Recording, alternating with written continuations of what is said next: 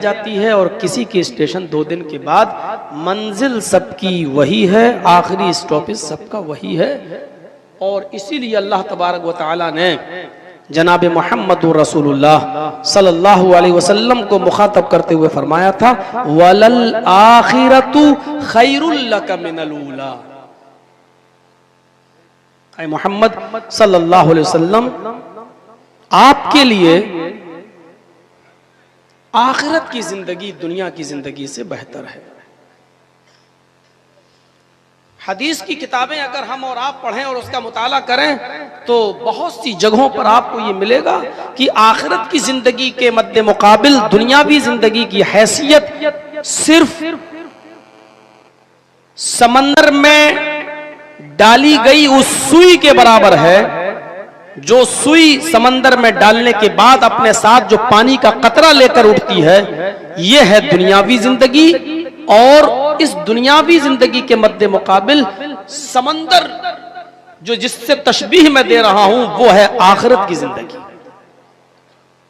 आपने उंगली समंदर में डाली, निकाला, उस उंगली के अंदर जितना पानी, पानी का 1 कतरा 2 कतरा, यह हैसियत है दुनियावी जिंदगी की। और आखिरत की जिंदगी की मिसाल यूं दी है, मिसाल तो दुनियावी जिंदगी की दी, लेकिन आखिरत की जिंदगी के मद्दे मुकाबिल यह दुनियावी जिंदगी की हैसियत है। तुम्हारे उंगली में जो पानी आ रहा है यह है बस।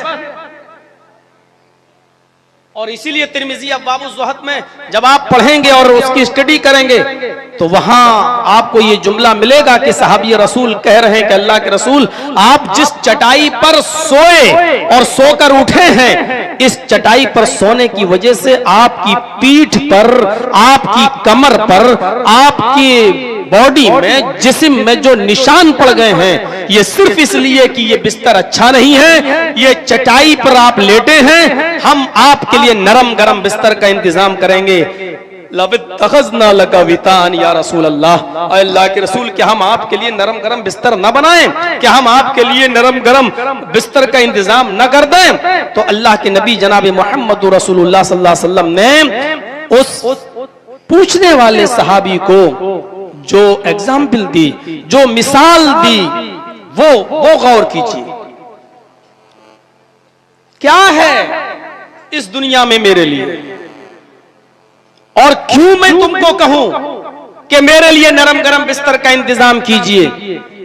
मां आना फिद दुनिया इल्ला तराकिबिन इस्तज़ल्ला तहता शजरा, मैं तो इस दुनिया में उस मुसाफिर की तरह हूं जो सफर की थकावट और सऊबतों से परेशान होकर किसी सायेदार दरख्त के नीचे थोड़ी देर आराम करने के लिए बैठ जाता है, थोड़ा सस्ताता है और थोड़ा सा सुस्ताने के बाद फिर वो अपनी सवारी को उठाता है और चल देता है। उसको वो सायादार दरख्त छोड़ना पड़ता है क्योंकि वो उसका असल मस्कन नहीं है, असल जगह नहीं है। वो तो थोड़ी देर सस्ताया और फिर वो अपने सफर को जारी कर दिया और आगे बढ़ गया।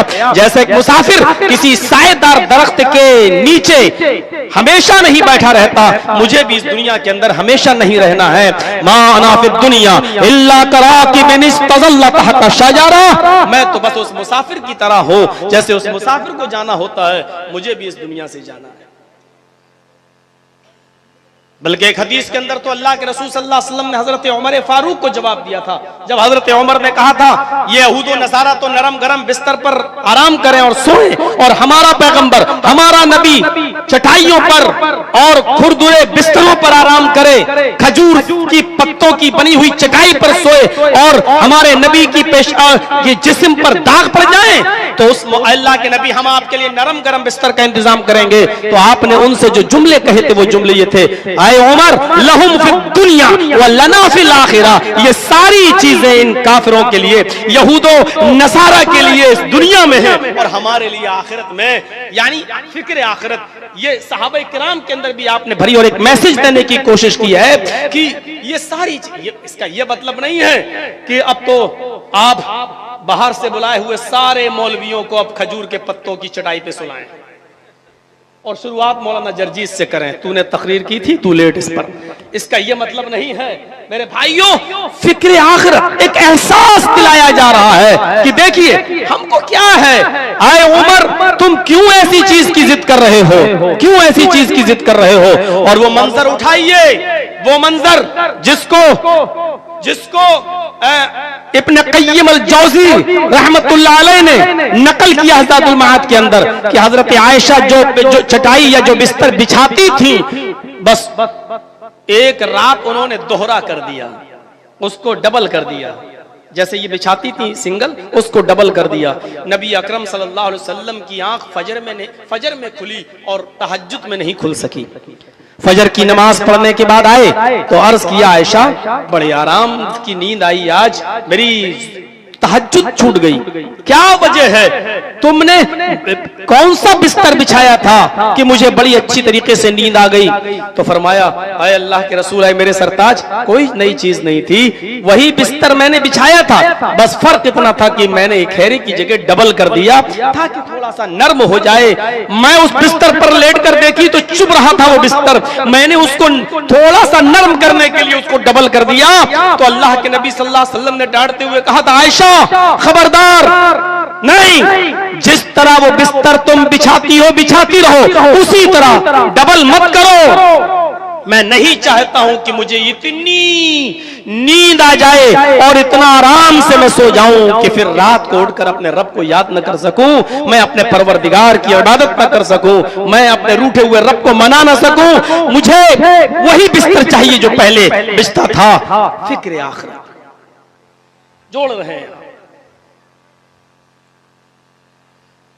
इन वाकयात की रोशनी में हम कहां खड़े हैं, हम तसव्वुर करें। तकरीरें जो होती हैं, माफ कीजिएगा, जबरदस्ती किसी को नमाजी बनाने के लिए और रोजादार बनाने के लिए नहीं होती हैं, बल्कि एहसास दिलाने के लिए होती हैं। फिक्र को, ये सारी बातें आप सुनते ही रहते हो, जानते, सिर्फ ईमान ताजा किया जाता है कि जो चीज भूल गए हो उसको असरे नो याद करो। इन वाकयात की रोशनी में हर मुसलमान जो यहां बैठा हुआ है सोचे हम कहां खड़े हैं। इन वाकयात की रोशनी में हम तसव्वुर करें कहां खड़े हैं हम। इमाम बुखारी के अंदर एक वाक़या नकल करते हैं। नबी अकरम जनाब मोहम्मद रसूलुल्लाह सल्लल्लाहु अलैहि वसल्लम ने कौम बनी इसराइल के एक आदमी का वाक़या बयान किया है। फरमाया, तुमसे पहले बनी इसराइल में एक शख्स ऐसा था, जब उसके मरने का वक्त करीब आया, उसकी मौत का वक्त करीब आया, तो उसने अपने सारे बच्चों को अपनी औलाद को एक जगह जमा किया और मरने से पहले अपने बच्चों को वसीयत करता है, आए मेरे बेटो, जब मेरी रूह कब्ज़ से उनसुरी से परवाज कर जाए, जब मेरा इंतकाल हो जाए, जब मैं मर जाऊं, मेरी रूह मेरी बॉडी को छोड़ दे, तो तुम मुझे कब्र के अंदर दफन न करना, बल्कि मेरे जिस्म को जला देना, मेरी बॉडी को आग के हवाले कर देना, नजरे आतिश कर देना।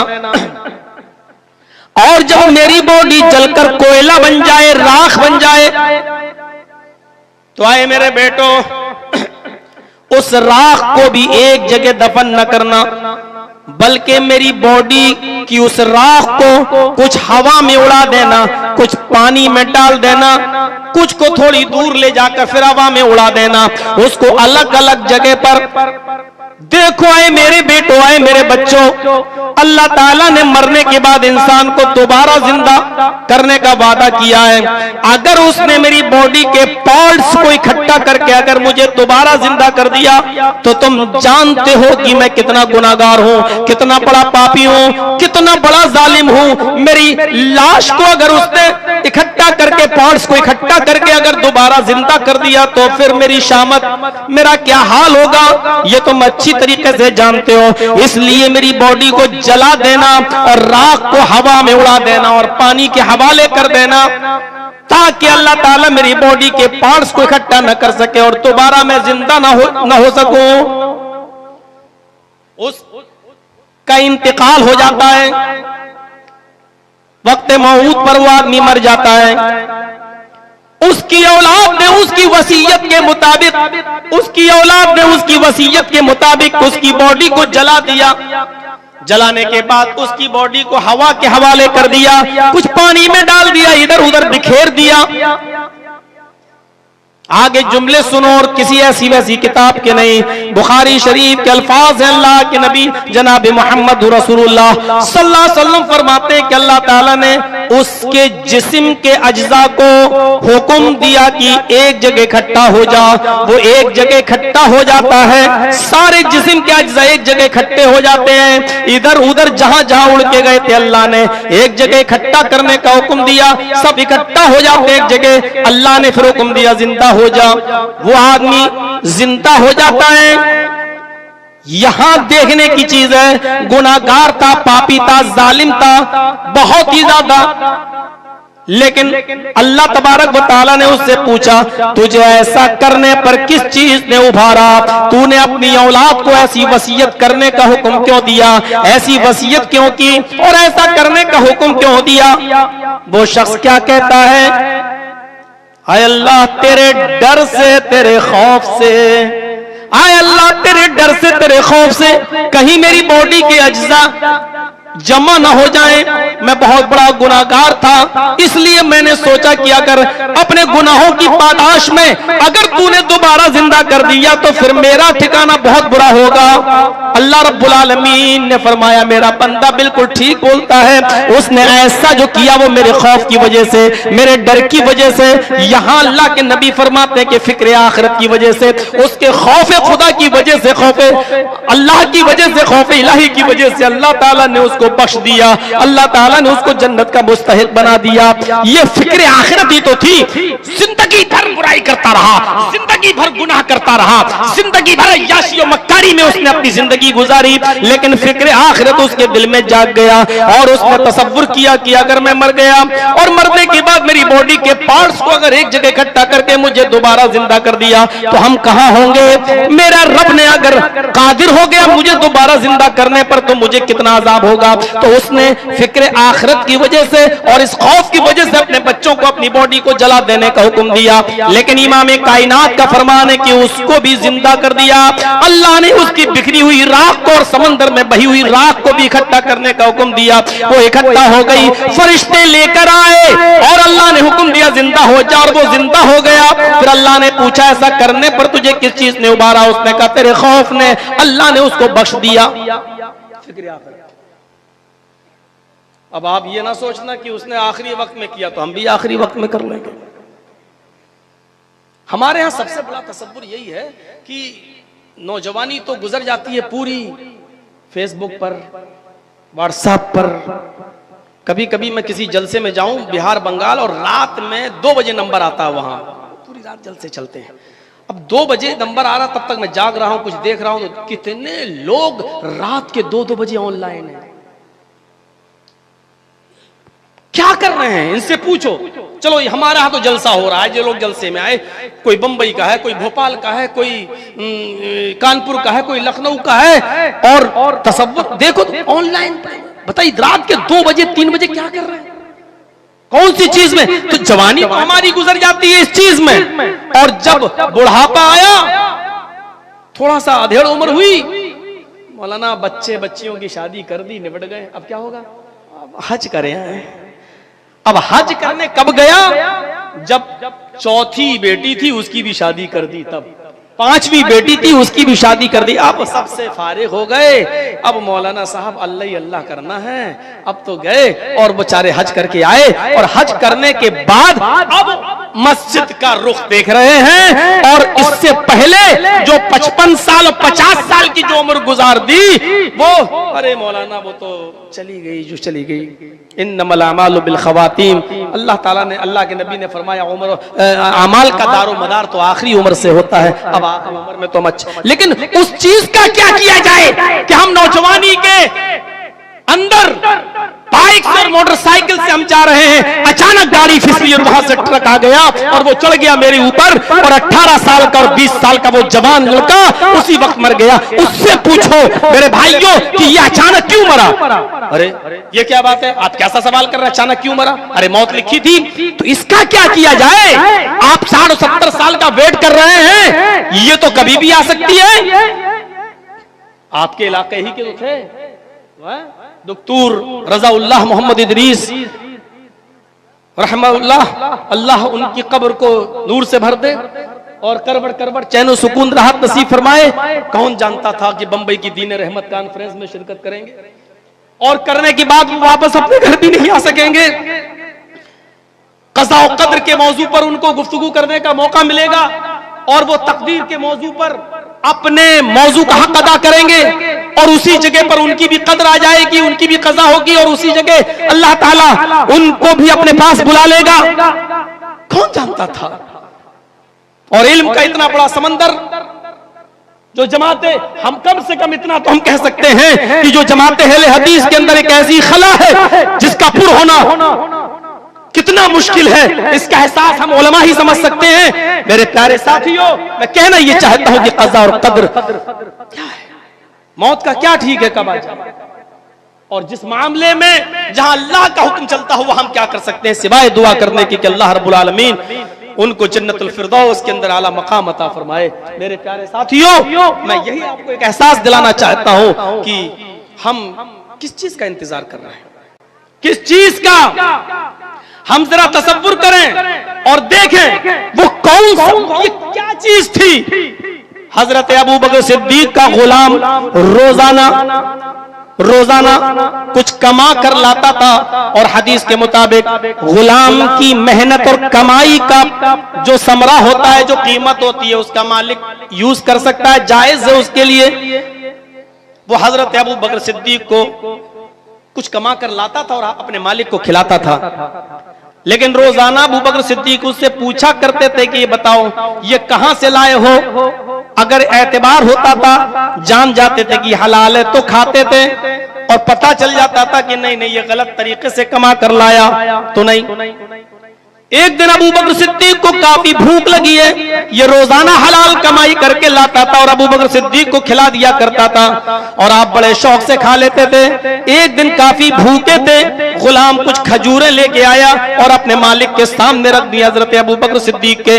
पढ़िए बुखारी शरीफ और देखिए अबू बकर सिद्दीक ने खजूर उठाया और खा लिया। हदीस में आता खा लिया। गुलाम ने मुस्कुरा कर कहा, आका मेरे मालिक रोजाना पूछा करते थे कहां से लाए हो, और जब यकीन होता था कि हलाल है तो खाते थे, आज पूछा ही नहीं।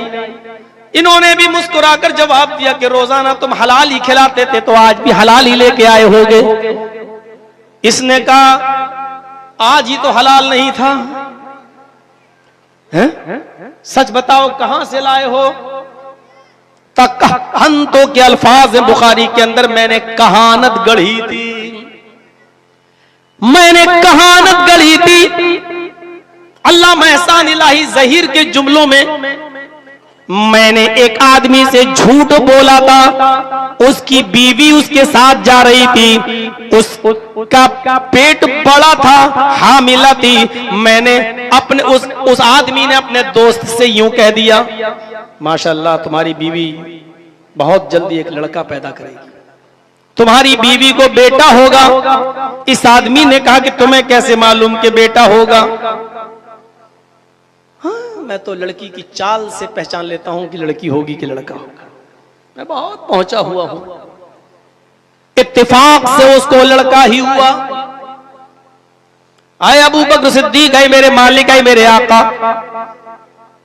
खुशी में वो खजूर लेके आया और मुझे बहुत पहुंचा हुआ समझने लगा। हाँ, इसने कहा था लड़का होगा तो लड़का ही हुआ।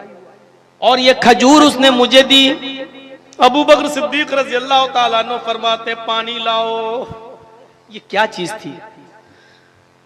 अनजाने में खा लिया, भूल चूक में खा लिया, हो गई गलती, तौबा कर लेते। अय अल्लाह मैंने अनजाने में खा लिया, और तेरे नबी का फरमान है कि मेरी उम्मत से भूल चूक और खता निस्यान उठा लिया गया, भूल चूक उठा ली गई, तो फिर क्या बात है। लेकिन नहीं, जितनी ताकत है उतना तो डरे। वत्तकुल्लाह मस्तताअतुम, जितनी इस्तिताअत है उतना तो डरे। पानी लाओ। पानी लाया गया। हजरत अबू बकर सिद्दीक ने पेट भर के पानी पिया। हदीस के अल्फाज हैं, ये 3 उंगलियां उन्होंने अपने हलक के अंदर डाली, कह किया, थोड़ा सा निकला, फिर पानी पिया, फिर कह किया, और फिर कुछ निकला, फिर पानी पिया और फिर कह किया। हदीस के अल्फाज तो ये है, उस वक्त तक वो कह करते रहे और पानी पीते गए जब तक के यकीन गालिब नहीं हो गया कि जितनी खजूर मैंने खाई थी उतनी निकल गई होगी। इस वाक़े को हम कहां सुना रहे हैं और इस वाक़े की रोशनी में हम कहां खड़े हैं? तसव्वुर कर। पूरी खजूर निकाल दी और उसके बाद जो जुमले कहे वो जुमले ये थे कि जब कोई शख्स हराम का एक लुक़मा खाता है, जो शख्स हराम का एक लुक़मा खाता है, अल्लाह ताला उसके दिल के ऊपर एक सियाह नुक्ता बिठा देता है, एक सियाह नुक्ता रख देता है। अगर वो शख्स तौबा कर लेता है तो वो सियाही का नुक्ता मिट जाता है, वो सियाह नुक्ता खत्म हो जाता है। और अगर वो तौबा नहीं करता तो वो नुक्ता धीरे धीरे बढ़ते बढ़ते फैलते फैलते पूरे दिल पर छा जाता है और पूरे दिल को सियाह कर लेता है, पूरे दिल को काला कर देता है। और जब इंसान का दिल काला हो जाए तो फिर उसको परवाह नहीं होती कि मेरे पास ये रकम, ये माल, ये जमीन, ये जायदाद, ये चीजें मेरे पास जो आ रही हैं वो हलाल की हैं या हराम की हैं। मेरे प्यारे साथियों, तसव्वुर कीजिए माले हराम के आज कितने तरीके आज हमने आसमान अपने यहाँ पाल रखे हैं, जबकि अल्लाह के नबी सल्लल्लाहु अलैहि वसल्लम ने खुतबे हज्जतुल विदा के अंदर जहां मक्के की हुर्मत का ऐलान किया था और उस अरफात के मैदान की हुर्मत का ऐलान किया था, वहीं पर इंसानों के खून के और उनके माल की हुर्मत का ऐलान भी किया था। इन्ना दिमाअकुम व अमवालकुम हरामुन अलैकुम का हुर्मत यौमिकुम हाज़ा फी शहरिकुम हाज़ा फी बलदिकुम हाज़ा। लोगों, तुम्हारे ऊपर आपस में मुसलमानों का खून और मुसलमानों का माल हराम है, जैसे आज का ये शहर, आपका ये शहर मक्का काबिले एहतराम है, जैसे तुम्हारा ये अरफा का दिन, ये 9 तारीख को अरफा का मैदान काबिले एहतराम है, जिस तरीके से ये शहर काबिले एहतराम है, जिस तरीके से ये महीना जिलहिज्जा का काबिले एहतराम और इज्जत वाला है, उसी तरीके से तुम्हारे ऊपर आपस में तुम्हारे माल इज्जत और एहतराम वाले हैं, तुम्हारे खून इज्जत और एहतराम वाले हैं। फिर आप गौर करो, सारी जिंदगी एक मुसलमान के खून की का एहतराम ही बताते गए और यहाँ तक कहते गए, फरमाया यजीउल मक्तूल बिल कातिल यौमल क़ियामा।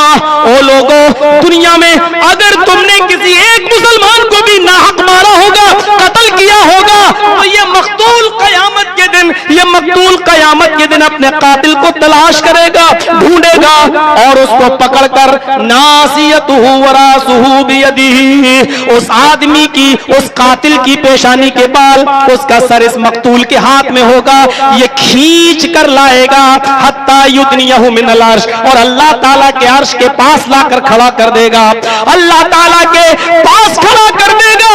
वअउदाजुहु तशखबु दमन, और खुद इस मक्तूल के जिस्म से खून बह रहा होगा, कातिल ने जहां खंजर मारा होगा, जहां पिस्टल मारी होगी, जिस जगह से इसका खून निकला होगा, उस जगह से इसके जिस्म से खून बह रहा होगा। ये कातिल मक्तूल कातिल को लेकर अल्लाह के अर्श के पास लाकर खड़ा कर देगा और फरमाएगा, आय अल्लाह, यकूल या रब्बी सल्लिमा कतलनी, आय अल्लाह ये कातिल है, मैं इसको ढूंढ कर तेरे पास लाया हूं, इसने मुझे मारा था, आय अल्लाह इससे सवाल कर किसने मुझे क्यों मारा, आय अल्लाह इससे पूछ किसने मुझे क्यों कत्ल किया। इस तरीके से खून की हुर्मत का का ऐलान करते रहे। और माल की हुर्मत का ऐलान तो आपने वैसे ही फरमा दिया था और फरमाया कि अल मुस्लिम अखल मुस्लिम ला यज़लिमुहु वला यख़ज़ुलुहु वला याक़िरुहु। अल्लाह के नबी सल्लल्लाहु अलैहि वसल्लम फरमाते एक मुसलमान दूसरे मुसलमान का भाई है, न उसके ऊपर जुल्म करता है, न उसको रुस्वा जलील करता है, और न उसको हकीर निगाह से देखता है, न उसको जलील नजरों से देखता है। इंसान के बुरा होने के लिए, एक मुसलमान के बुरा होने के लिए इतना ही काफी है कि वो अपने किसी मुसलमान भाई को बुरी नजर से देखे, उसको हकारत भरी नजरों से देखे। फिर आपने फरमाया अल मुस्लिमु कुल्लुल मुस्लिमी अलल मुस्लिमी हरामुन मालुहु व दमुहु व इर्जुहु। हर मुसलमान का एक दूसरे मुसलमान पर, हर मुसलमान पर एक दूसरे मुसलमान का खून भी हराम है, माल भी हराम है, उसकी इज्जत व आबरू को उछालना भी हराम है। आप इस तरीके से ऐलान करते रहे। यहाँ तो जब चाहो जिसको रुस्वा कर दो, जब चाहो जिसको जलील कर दो, और जब चाहो जिससे नाजायज तरीके से माल ले लो। मौलाना जर्जीस की मोबाइल की दुकान है, एक मिसाल दे रहा हूं, खरीदने मत आ जाना। जर्जीस साहब की मोबाइल की दुकान है। मैं जानता हूं कि आदमी मेरे इलाके का और मुसलमान है। मैं जानता हूं कि 10,000 रुपए का मोबाइल है, लेकिन नया नया लॉन्च हुआ है। 22,000 और 25,000 रुपए तक उसकी कीमत लग गई। अब 10,000 की चीज को हम 10.5 में दे दें चलेगा, 11 में दे दें, हम भी 2 रुपए कमाने के लिए बैठे हैं। लेकिन हमें अपने भाई की खाल उधेड़ना है।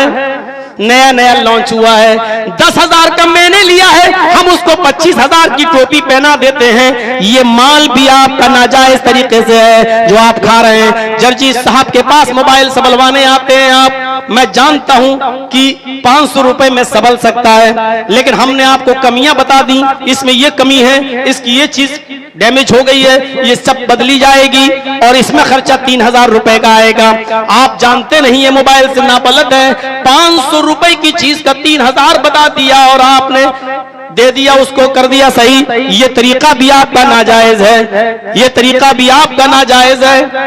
किसी का मुकदमा कहीं चल रहा है, हमने गरीब आदमी की जमीन और जायदाद पर कब्जा किया है, लिया है, लेकिन जज भी बिकाऊ है, प्रशासन भी बिकाऊ है, करे तो क्या करे।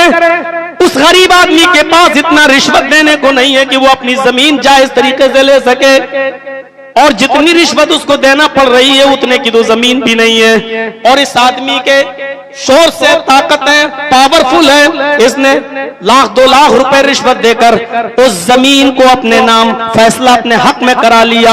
मेरे भाइयों, आप गौर कीजिए, हदीस की किताबें पढ़ जाइए। अल्लाह के नबी सल्लल्लाहु अलैहि वसल्लम जानते थे कि रिश्वत एक ऐसी जुर्म है, इसलिए आपने रिश्वत को सिर्फ हराम कहकर नहीं छोड़ा, बल्कि ऑन स्पॉट फैसला कर दिया, अर्राशी वल मुर्तशी किलाहुमा फिन्नार। नाजायज तरीके से रिश्वत देने वाला और रिश्वत लेने वाला, रिश्वत देने वाला और रिश्वत लेने वाला, ये दोनों की दोनों जहन्नम के अंदर दाखिल होंगे। हराम हराम पर आप नहीं लाए और डायरेक्ट ऑन स्पॉट फैसला करते हैं कि राशि वल मुर्तशी किलाहुमा फिन्नार, क्योंकि रिश्वतों से किसी का जायज हक मारा जाता है और रिश्वतों से किसी के नाजायज हक को, हमारा नाजायज है मामला लेकिन जायज बनाया जा सकता है, और रिश्वत देकर ही किसी मजलूम को जालिम बना दिया जाए और जालिम को मजलूम बना दिया जाता है। इसलिए अल्लाह के नबी ने यहाँ कोई रू रियायत नहीं बरती, डायरेक्ट फैसला सुना दिया, राशि वल मुर्तशी किलाहुमा फिन्नार। रिश्वत देने वालों, रिश्वत देने से पहले सोच लो, और रिश्वत लेने वालों, रिश्वत लेने से पहले सोच लो। इमाम कायनात कहते हैं देने वाला और लेने वाला दोनों जहन्नम के अंदर जाएंगे। हजरत अबू बकर से सीखो, हम कहां खड़े हैं। ये कौन सी चीज थी जो अबू बकर सिद्दीक को बार बार पानी पीने पर मजबूर कर रही है। उंगली डालकर, हलक के अंदर उंगली डालकर पेट से पानी के जरिए खजूर को बाहर निकालने पर कौन सी चीज मजबूर कर रही है। ये वही फिक्र आखिरत है, वही आखिरत का तसव्वुर है, वही फिक्र आखिरत है। मेरे भाइयों, इस मंजर को हम अपने सामने रखें और फिर अपने गरीबानों में झांक कर देखें कि हम कहां खड़े हैं। क्या होगा? कुछ नहीं। अभी सूरत हाल ये होगी कि जब जलसा खत्म होगा तो मस्जिद में हमें देखना पड़ेगा कि उतने लोग आए हैं या नहीं आए हैं जितने रोजाना आते थे। और सुबह होकर आप पूछिएगा कि साहब आज फजर में नहीं दिखे। मौलाना साहब क्या बताएं, 2 बजे तो जलसा खत्म हुआ, थोड़ा लेटे तो आंख लग गई, नहीं उठ पाए। आप रोजाना नमाज पढ़ते थे फजर की, और आप आज जलसे में शरीक हुए और नहीं पढ़ सके, तो आप क्या समझते हैं कि आप का ये जलसा कामयाब हो गया? और आप क्या समझते हैं कि पूरा जलसा सुनकर आपने बहुत बड़ा तीर मार दिया? आपने जलसा सुना और जलसा सुनने की वजह से देर से सोए, और देर से सोने की वजह से आप फजर में नहीं उठ सके, जबकि आम दिनों में उठ जाया करते थे, तो आप गुनाहगार हो रहे हैं। इस्लाम को ऐसे जलसों की जरूरत नहीं है। जलसों से नमाज की गर्मी लेकर उठो, तब तो ठीक है। जो नमाज न पढ़ता था वो नमाज पढ़ने वाला बन जाए। जो पूरे हफ्ते सिर्फ जुमे नमाज पढ़ता था, आज तकरीर सुनने के बाद वो फजर आज फजर शुरू कर दे, और आज से ही शुरू कर दे, कामयाब हो रहे हैं। लेकिन यह नमाजी अच्छा खासा जो पूरे हफ्ते नमाज पढ़ता रहा, फजर की नमाज जमात के साथ पढ़ता रहा, लेकिन 2 बजे वो सोया, फजर छूट गई, तो ये तो उल्टा नुकसान हो रहा है। जलसों का फिर फायदा क्या हो रहा है? मेरे भाइयों, हमें फिक्र बदलना पड़ेगी और सोच बदलना पड़ेगी। अबू हुरैरा मक्के से मदीना तशरीफ ले जाते हैं। यहां पर भी एक मंजर देखिए, अबू हुरैरा मक्के से मदीना तशरीफ ले जाते हैं। यहां मदीने के लोग बैठे हुए हैं, और मदीने के लोगों ने देखा कि आज अबू हुरैरा तशरीफ लाए हैं। अबू हुरैरा रज़ी अल्लाह तआला अन्हु से कहने लगे, आए अबू हुरैरा, आए अबू हुरैरा, आज मुझे कोई ऐसी हदीस सुनाओ, आज मुझे कोई ऐसी हदीस सुनाओ जो तुमने डायरेक्ट जनाबे मोहम्मद रसूलुल्लाह से सुनी हो। बुखारी के सफ़हात पर यह मंजर देखा जा सकता है। आए अबू हुरैरा, मुझे कोई ऐसी हदीस सुनाओ जो आपने डायरेक्ट मोहम्मद रसूलुल्लाह सल्लल्लाहु अलैहि वसल्लम से सुनी हो। अबू हुरैरा रज़ी अल्लाह तआला अन्हु फरमाते हैं, लोगों आओ मैं तुम्हें एक हदीस सुनाता हूं, सुनो। वो हदीस मैंने डायरेक्ट अल्लाह के नबी से सुनी है। मेरे और अल्लाह के नबी के दरमियान कोई और मौजूद नहीं था। इतना कहा, इतना फरमाया, और एक चीख मारी, तेज आवाज चीख निकली, और बेहोश होकर जमीन के ऊपर गिर गए। लोगों ने पानी के छींटे मारे, उनको होश में लाया गया। अबू हुरैरा होश में आए। हाँ, तो मैं अर्ज ये कर रहा था, सुनो। और अबू हुरैरा रज़ी अल्लाह तआला अन्हु फिर बोले, गोया हुए कि लोगों तुम हदीस सुनना चाहते हो, और वो हदीस सुनना चाहते हो जिसको मैंने अल्लाह के नबी से सुना। लोगों सुनो, मैं तुम्हें बताता हूं, एक ऐसी हदीस सुनाता हूं जिसको मैंने डायरेक्ट अल्लाह के नबी से सुना है। मेरे और अल्लाह के नबी के दरमियान कोई दूसरा शख्स मौजूद नहीं था। दूसरी बार भी इतना ही बोल सके, और बोलने के बाद फिर एक चीख मारी, तेज आवाज निकली, और इस आवाज के साथ फिर गशी तारी हुई और चक्कर आए, और फिर जमीन के ऊपर गिर गए। तीसरी बार जब होश आया, तो तीसरी बार फरमाया, हाँ लोगों सुनो, तुम कोई हदीस सुनना चाहते हो? हाँ अबू हुरैरा, तुम्हारी तबीयत ठीक नहीं है, तुम सुनाते हो, सुनाने से पहले ही बेहोश हो जाते हो, रहने दो। फरमाया, सुनो, आज मैं तुम्हें एक ऐसी हदीस सुनाता हूं जिसको मैंने डायरेक्ट जनाब मोहम्मद रसूलुल्लाह सल्लल्लाहु अलैहि वसल्लम की जबान से सुना है। मेरे और अल्लाह के नबी के दरमियान कोई तीसरा शख्स मौजूद नहीं था, सिर्फ मैं था और जनाब मोहम्मद रसूलुल्लाह। और आप ये फरमा रहे थे, आए अबू हुरैरा, जहन्नम सबसे पहले 3 किस्म के लोगों से दहकाई जाएगी। जहन्नम में सबसे पहले 3 किस्म के लोग डाले जाएंगे। आए लोगों, जहन्नम में सबसे पहले 3 किस्म के लोग डाले जाएंगे। जहन्नम इन 3 लोगों से सुलगाई जाएगी। सबसे पहले उस शहीद को जहन्नम में डाला जाएगा, एक शहीद। दूसरा अमीर दौलतमंद, जिसने दिखावा कर करके लोगों को दिखाकर रिया नमूद के साथ और तकब्बुर के साथ सदका और खैरात किया होगा, वो अमीर। और तीसरा आलिम कुरान, आलिम हदीस। ये 3 लोगों से जहन्नम सुलगाई जाएगी।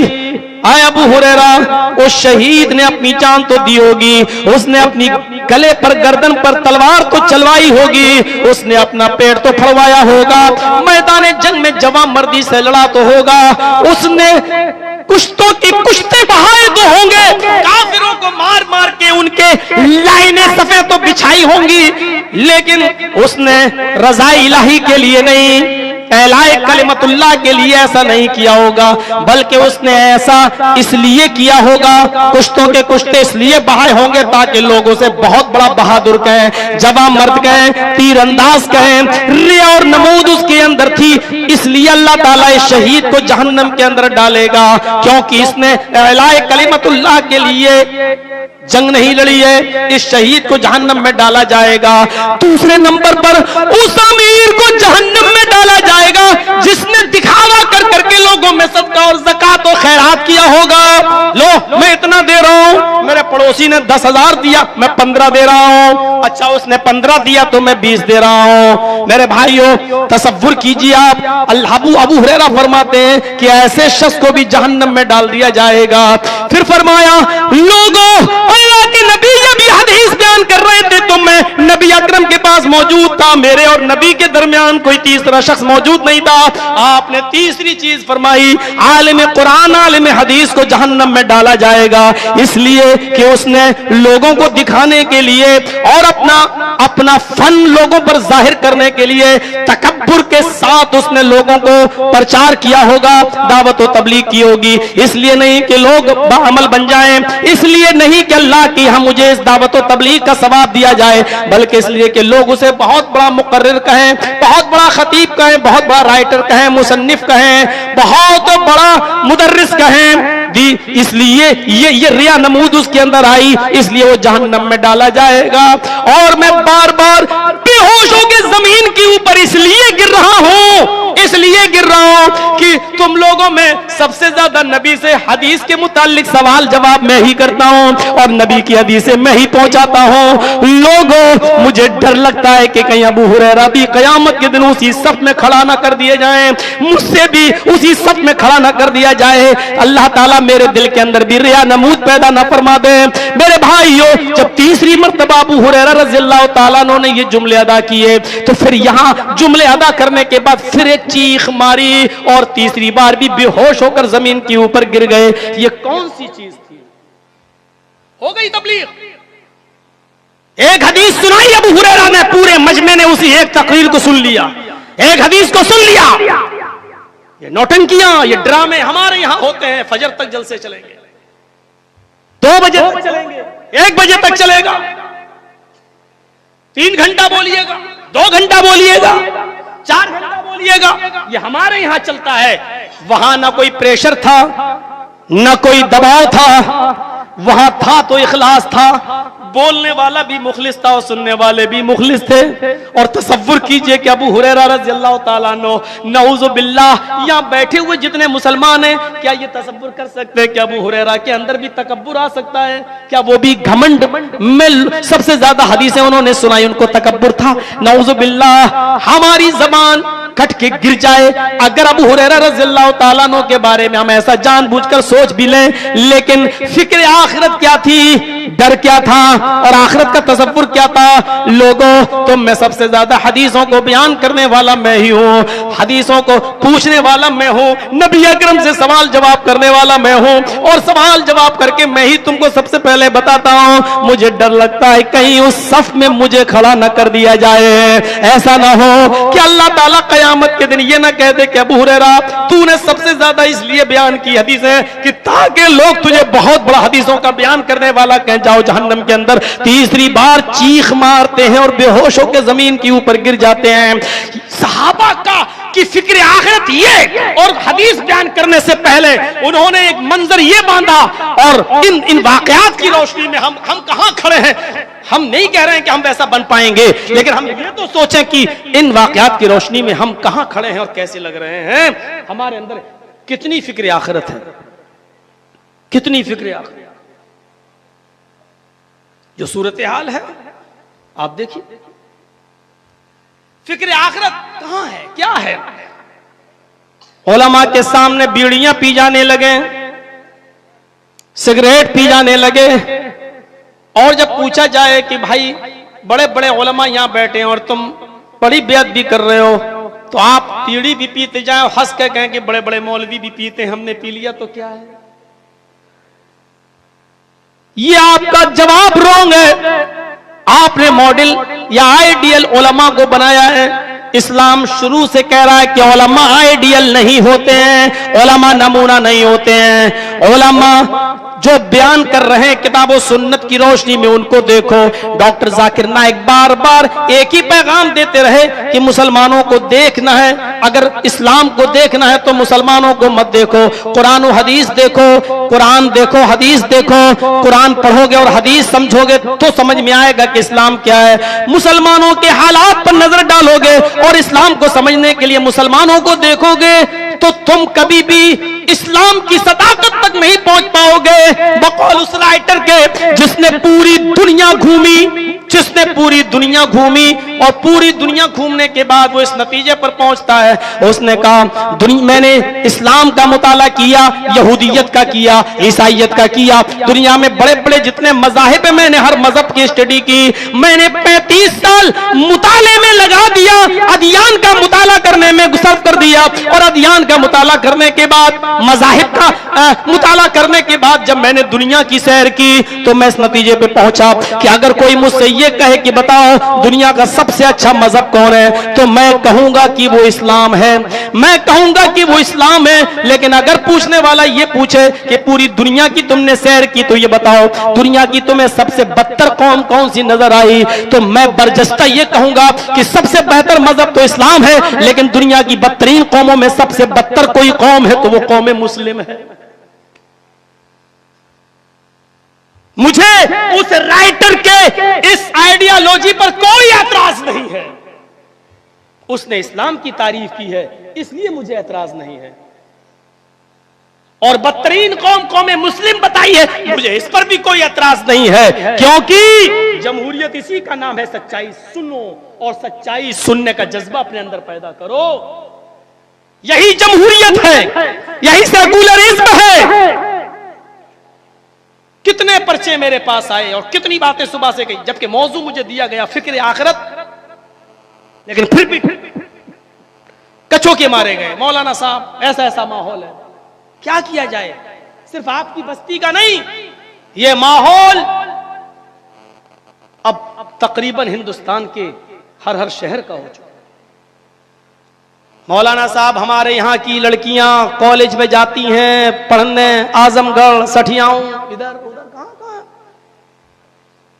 और वहां गैर मुस्लिम लड़कों के साथ उनके अफेयर चल रहे हैं। कैंटीन पे बैठ के चाय पी जाती है। आप क्यों बांध रहे हैं मौलाना जर्जीस को?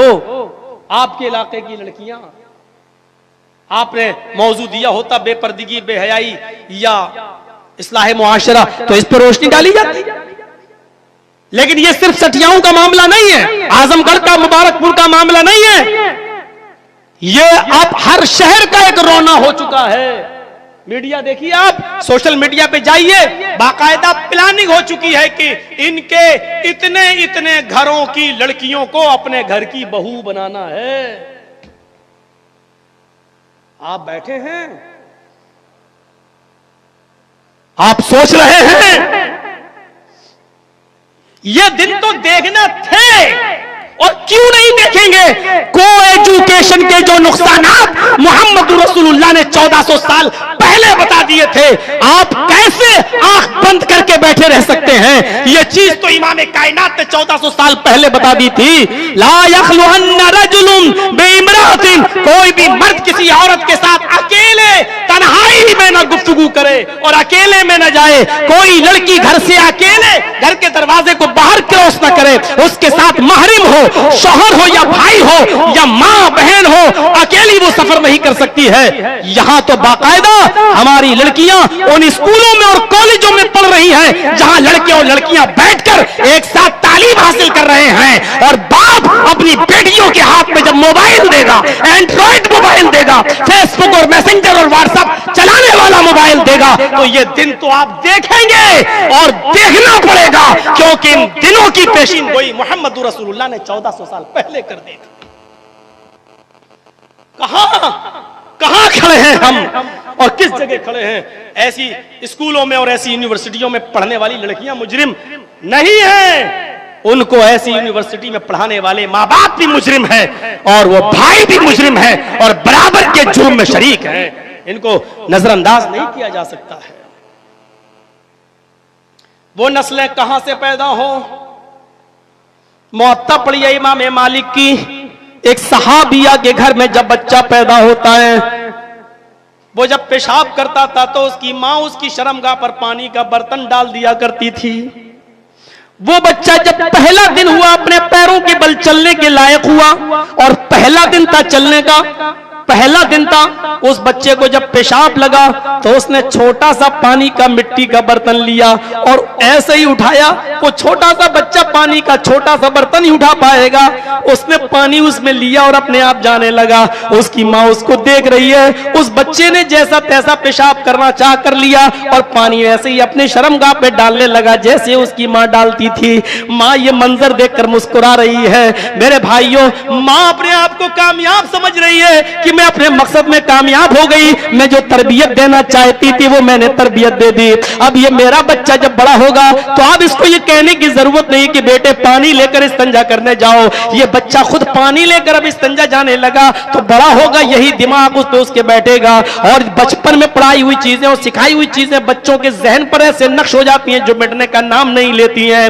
माँ अपने आप को कामयाब समझ रही है। हैप्पी बर्थडे मनाने वाले अपने आप को कामयाबी के कौन से महराज पे अपने आप को सवार किए हुए, बीए और एमए जिनके बच्चों ने आज कर रखा है और पीएचडी जिनके बच्चों ने आज कर रखा है, और उनको भी देखो तो सारी पढ़ाइयां उन्होंने पढ़ ली है, लेकिन पैंट की चैन खोलकर आज सड़कों पर वो ऐसे पेशाब करते हैं कि कुत्ता भी पेशाब करता होगा तो उसको उससे ज्यादा तहजीब है, इसलिए कि वो एक पैर उठा लेता ताकि छींटे ना आए। हमारी ये पढ़ी लिखी नस्ल, ये को एजुकेशन में पढ़ने वाली नस्ल, ये अंग्रेजी तालीम के दिल दादा, माफ कीजिएगा, उससे भी बुरे तरीके से आज पेशाब कर रहे हैं कि पानी पेशाब के छींटे आ रहे हैं। मेरे भाइयों, मैं एजुकेशन को और मॉडर्न तालीम को बुरा नहीं कह रहा हूं, नजरियात अपने बदलिए। लड़कियों को ऐसे स्कूल में भेजिए या ऐसे कॉलेजेस में भेजिए जो सिर्फ लड़कियों से ताल्लुक रखता हो और जहां बाकायदा आपका एहतिमाम हो, भाई छोड़ने जाता हो भाई लेने आता हो, जहां को एजुकेशन होगी, लड़के लड़कियां एक साथ बैठ कर आए तो ऐसा हो ही नहीं सकता है कि आप ये तसव्वुर कर लें, ये तसव्वुर कर लें कि मेरी बहन बिल्कुल ठीक, मेरी बेटी बिल्कुल ठीक। गौर करो मेरे भाइयों, हजरत आयशा सिद्दीका की जिनकी पाक दामनी का एतराफ अर्श वाले ने किया है और सूरह नूर में जिनकी बरात पाक दामनी पर 18 आयतें नाजिल की हैं, हजरत आयशा भी इस इल्जाम से नहीं बच सकी हैं, तो हमारी और आपकी बेटियां कौन होती हैं और किस खेत की मूली हैं? मेरे भाइयों, तसव्वुर करें कि हमारी बेटियों पर आज क्यों नहीं आएगी। हम क्यों नहीं तसव्वुर करते हैं और हम क्यों नहीं चलते हजरत आयशा की सीरत तैयबा की तरफ? हमारी माँ और बहनों के लिए और बेटियों के लिए तो आयशा सिद्दीका की जिंदगी आइडियल है और मॉडल और नमूना है। क्यों नहीं? कहां हम पड़े हैं और कहां हम जा रहे हैं? मेरे प्यारे साथियों, जरा तसव्वुर करें आप, ये कौन सा जज्बा था और अबू बकर सिद्दीक को ये कौन सी चीज यहां तक ले आई? अल्लाह के नबी के पास बैठे और बुखारी शरीफ का ये मंजर, ये चैप्टर है, आप देखिए बुखारी शरीफ के सफात पर ये मंजर देखा जा सकता है। उदास है, कहा अल्लाह के नबी आज मुझे आपसे कुछ सीखना है। क्या सीखना है? कहा अल्लाह के रसूल मुझे कोई ऐसा वजीफा बताओ, कोई ऐसी दुआ बताओ जिस दुआ को पढ़कर, जिस वजीफे को पढ़कर मैं अपने गुनाहों की माफी अल्लाह तबारक व तआला से कर सकूं, मांग सकूं। कौन? अबू बकर सिद्दीक। अबू बकर सिद्दीक और गुनाह सोचा जा सकता है, लेकिन यही तकवा है और यही फिक्र आखिरत। अल्लाह के नबी मुझे बताइए कोई ऐसी दुआ कि जिससे मैं अपने गुनाहों की माफी अल्लाह ताला से मांगता रहूं। अल्लाह के नबी ने यह नहीं कहा कि अबू बकर तुम तो जन्नती हो, तुम्हें गुनाहों की माफी मांगने की क्या जरूरत, जबकि जन्नत में जाने का सर्टिफिकेट मौजूद है। अभी मुझसे पेशरू खतीब ने अशरे मुबशरा को जिनको जन्नत में जाने की बशारत सुनाई, उसमें अबू बकर सिद्दीक भी शामिल है। मेरे भाइयों, अबू बकर सिद्दीक भी जन्नती, लेकिन अल्लाह के नबी ने यह नहीं फरमाया हाय अबू बकर तुम तो जन्नती हो, तुम्हें गुनाहों से माफी मांगने की क्या जरूरत है। ये एक मुअल्लिम का काम होता है, एक शागिर्द का काम क्या है। हाय अल्लाह के नबी मुझे कोई ऐसी दुआ बताइए जिस दुआ को पढ़कर मैं अपने गुनाहों की माफी अल्लाह तबारक व तआला से मांगता रहूं, करता रहूं। और अल्लाह के नबी सल्लल्लाहु अलैहि वसल्लम ये नहीं कह रहे हैं हाय अबू बकर तुम तो जन्नती हो, बख्शे बख्शाए हो, तुम्हें क्या जरूरत है, बल्कि आपने एक दुआ सिखलाई। अबू बकर बयान करते हैं अल्लामनी रसूलुल्लाह सल्लल्लाहु अलैहि वसल्लम दुआअन, अल्लाह के नबी ने मुझे एक दुआ सिखलाई और फरमाया हाय अबू बकर तुम इस दुआ को पढ़ते रहा करो। अल्लाहुम्मा इन्नी ज़लमतु नफ्सी ज़ुल्मन कसीरा वला यग़फिरुज़ ज़ुनूब इल्ला अंत फ़ग़फ़िरली मग़फ़िरतम मिन इंदिका वरहमनी इन्नका अंतल गफूरुर रहीम। बुखारी के सफ़हात पर यह हदीस देखी जा सकती है। अल्लाह के नबी सल्लल्लाहु अलैहि वसल्लम फरमाते हैं अबू बकर तुम इस दुआ को अपना वजीफा बना लो, इस दुआ को पढ़कर अपने गुनाहों की माफी मांगो। अल्लाहुम्मा इन्नी ज़लमतु नफ्सी ज़ुल्मन कसीरा, आय अल्लाह मैंने अपने आप पर, मैंने अपने नफ्स के ऊपर बहुत ही ज्यादा जुल्म किया है, मैंने अपने आप पर, अपने नफ्स के ऊपर बहुत ही ज्यादा जुल्म किया है। वला यग़फिरुज़ ज़ुनूब इल्ला अंत, और मेरे इन गुनाहों को तेरे अलावा कोई माफ नहीं कर सकता। जुनूब इस्तेमाल हुआ है, वला यग़फिरुज़ ज़ुनूब इल्ला अंत, आय अल्लाह मैंने अपने नफ्स पर बहुत ही ज्यादा जुल्म किया है और मेरे इन गुनाहों को तेरे अलावा कोई माफ नहीं कर सकता। वला यग़फिरुज़ ज़ुनूब इल्ला अंत, तेरे अलावा कोई माफ नहीं कर सकता। अबू बकर सिद्दीक से गुनाह, कौन अकीदा रखेगा कि अबू बकर से गुनाह होंगे। लेकिन नबी अकरम फिर भी सिखला रहे हैं मांगो। ये हमारे और आपके लिए पैगाम है कि जब अबू बकर सिद्दीक जिनसे गुनाहों का इम्कान नहीं है, जब वो अपने गुनाहों की माफी ना करता, गुनाहों पर माफी मांग सकते हैं और तौबा कर सकते हैं, तो फिर हमें और आपको अपने गुनाहों पर कितनी तौबा करनी चाहिए। अल्लाहुम्मा इन्नी ज़लमतु नफ्सी ज़ुल्मन कसीरा, और ये नहीं कह रहे हैं कि मैंने जुल्म किया, जुल्मन कसीरा बहुत ज्यादा जुल्म, ये नहीं कह रहे कि मैंने गुनाह किया, बहुत ज्यादा गुनाह। वला यग़फिरुज़ ज़ुनूब, और ज़म की जमा ज़ुनूब, मेरे गुनाहों को तेरे अलावा कोई माफ नहीं कर सकता। कौन माफ करेगा। वला यग़फिरुज़ ज़ुनूब इल्ला अंत, सिर्फ तू ही माफ कर सकता है। फ़ग़फ़िरली मग़फ़िरतम मिन इंदिक, अपने रहमो करम से अल्लाह तू मुझे माफ कर दे। ये नहीं कह रहे मेरी नमाजों के एवज़ बख्श दे, मेरे रोजों के बदले में बख्श दे, मैंने इतने हज किए उसके बदले में बख्श दे, मैंने इतनी इबादत की, अल्लाह मेरी इबादत के बदले में। किसी की इबादतें क्या इतनी ज्यादा है कि अल्लाह के एहसान को अदा कर दे। पूरी बॉडी तो छोड़ो, पूरा जिस्म तो छोड़ो, ये दो आंख है ना, एक आंख के एहसान को अगर तराजू के एक पल्ले पर रख दिया जाए और हमारी और तुम्हारी पूरी जिंदगी की इबादतें तराजू के एक पल्ले पर रख दी जाए, तो सारी जिंदगी की इबादतें मिलकर भी अल्लाह के एक आंख जो दी है उसका भी एहसान अदा नहीं कर सकती। तो हमारी इबादतें तो हमें नहीं बख्शवा सकती है। आए अल्लाह तेरा रहमो करम, तेरी रहमत, तेरी मग़फ़िरत और तेरी नज़रे करम अगर हमारे ऊपर न हुई तो हमें कोई माफ नहीं कर सकता है। आए अल्लाह मुझे अपने रहमो करम से, अपने नज़रे करम से बख्श दे। इन्नका अंतल गफूरुर रहीम, तू बहुत ही ज्यादा बख्शने वाला, तू बहुत ही ज्यादा रहम करने वाला है। ये अबू बकर सिद्दीक को किसने, कौन सी चीज ये दुआ मांगने पर मजबूर कर रही है? वही फिक्रे आखिरत। अच्छा, वो जानते थे, एक सहाबी अल्लाह के नबी सल्लल्लाहु अलैहि वसल्लम के पास आए, इस्लाम लाए और इबादत में लग गए। अल्लाह के नबी ने उनको खैर और बरकत की दुआ दी, उनके पास बड़ा माल आने लगा, बड़ी फराखी होने लगी। अब वो सोचने लगे कि या अल्लाह ऐसा तो नहीं हो रहा है कि मैं जो नमाजें पढ़ने लगा, इबादत कर रहा हूं, अल्लाह ताला कहीं ऐसा तो नहीं कि हमारी इबादतों का बदला हमें इसी दुनिया में दे रहा हो और आखिरत में हमें महरूम कर दे। दोबारा अल्लाह के नबी के पास आए और कहने लगे अल्लाह के रसूल मुझे नहीं चाहिए दुनिया में ये माल ये दौलत, कहीं ऐसा तो नहीं कि मेरी इबादतों का इनाम अल्लाह मुझे दुनिया में दे रहा हो और आखिरत में महरूम कर दे। हाय अल्लाह के रसूल मेरे लिए दुआ कीजिए, अल्लाह मुझे दुनिया में ना दे, आखिरत में मुझे इन इबादतों के बदले में अल्लाह और अपने रहमो करम से मुझे बख्श दे, मुझे दुनिया में नहीं चाहिए। अच्छा सोच क्या थी, उनको थोड़ा सा मिलने लगे, कहीं ऐसा तो नहीं मेरी इबादतों का बदला मिल रहा है, और हमें मिलने लगे अल्लाह ने मेरी सुन ली। अब और पढ़ेंगे, और सोच दूसरी क्या है, मौलाना पता नहीं इतनी दुआ कर रहा हूं अल्लाह कुछ दे ही नहीं रहा। मौलाना आप भी दुआ करिए मेरे लिए, मैं तो बहुत दुआ करता हूं। पांच हमारी शिकायत यह है कि हम इबादत करते हमें कुछ मिल ही नहीं रहा है। उनकी शिकायत क्या थी, कितनी चेंजिंग आ चुकी है, कितनी चेंजिंग हमारे अंदर। उनकी शिकायत क्या थी, आय अल्लाह कहीं दुनिया ही में तो तू मुझे मेरी इबादतों का हिसाब किताब सवाब तो नहीं दे रहा है, आखिरत में कहीं तू मुझे महरूम ना कर दे। हमारी सोच ये है। और मैं ऐसे शख्स को जानता हूं, उसका घर बेचारा लुट गया, बर्बाद हो गया, गुजरात का है वो, जा चुका हूं वही हादसे में।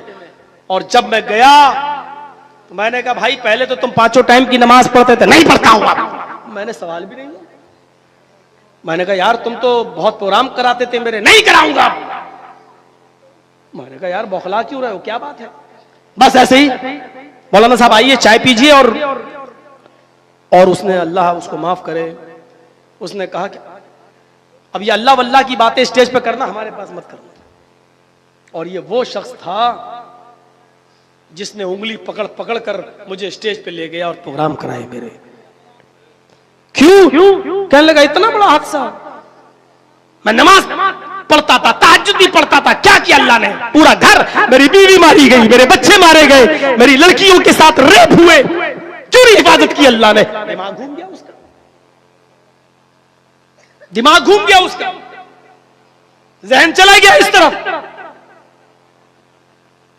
और 2 जुमले जो मैंने समझाए तो डांट मुझी को सुनना पड़ी, और डर था कि अब तीसरी चौथी मर्तबा कुछ कहूं तो मुझी को गाली न देने लगे। मौका और महल देख कर ना बात करनी चाहिए। इज्जत इसी में थी कि उसकी चाय पियो चले आओ बस वापस। फिर हमने उसको कुछ नहीं कहा, लेकिन तकरीर में मैंने उस वक्त मैंने इसका जिक्र किया, नाम उसका भी नहीं लिया वहां पर। लेकिन आज की तारीख तक वो आदमी अपने आप को अभी तक चेंज नहीं कर सका, और 5 वक्त की नमाज तो छोड़ो, अब जुमे तक की नमाज नहीं पढ़ता है वो आदमी। चला गया इस तरफ। हमारी ज़हनियतें क्या हो गई हैं, हम किसी चीज को इब्तिला और आजमाइश पर महमूल क्यों नहीं करते। ये अल्लाह की तरफ से एक आजमाइश भी तो हो सकती है, और तुम तो इतनी सी बात लिए बैठे हो।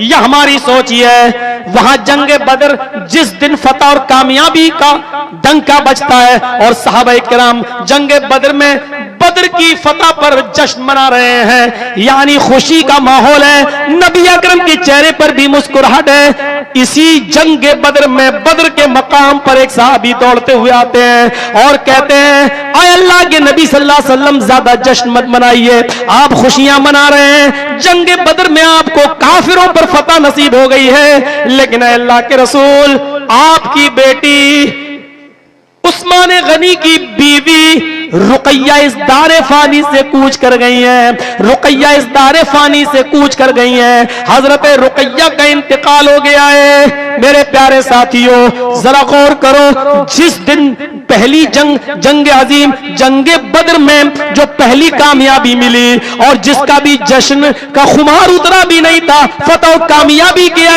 अभी कसीदे पढ़े जा रहे थे, तारीफ हो रही थी अल्लाह की, ये खुशी का माहौल था। और इसी दिन ये खबर मिलती है आपकी बेटी का इंतकाल हो गया। लेकिन जनाब मोहम्मद रसूलुल्लाह सल्लल्लाहु अलैहि वसल्लम अपनी बेटी को मिट्टी देते जा रहे हैं, और सिवाय ज़बान से ये जुमले और इनके अलावा कुछ नहीं, इन्ना लिल्लाही व इन्ना इलैहि राजिऊन।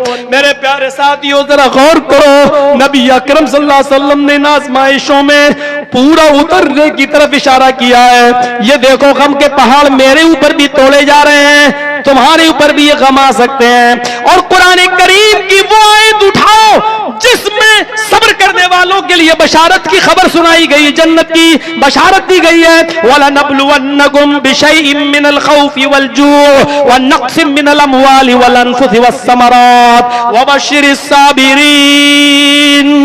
और हम तुमको आजमाएंगे खौफ डालकर, भूखा मारकर, व नक्सिम मिनल अमवालि वल अनफुस, तुम्हारे मालों में नुकसान करके और तुम्हारी जानें लेकर, व समरात, तुम्हारी खेतियां, तुम्हारे फल फ्रूट, तुम्हारे ये बागीचे, इन तमाम को बर्बाद करके भी हम तुम्हें आजमाएंगे। व बश्शिरिस साबिरीन, आए मेरे नबी इन तमाम मुसीबतों में मेरे जो बंदे सब्र कर ले उनको जन्नत की बशारत सुना दो, उनको जन्नत की खुशखबरी सुना दो।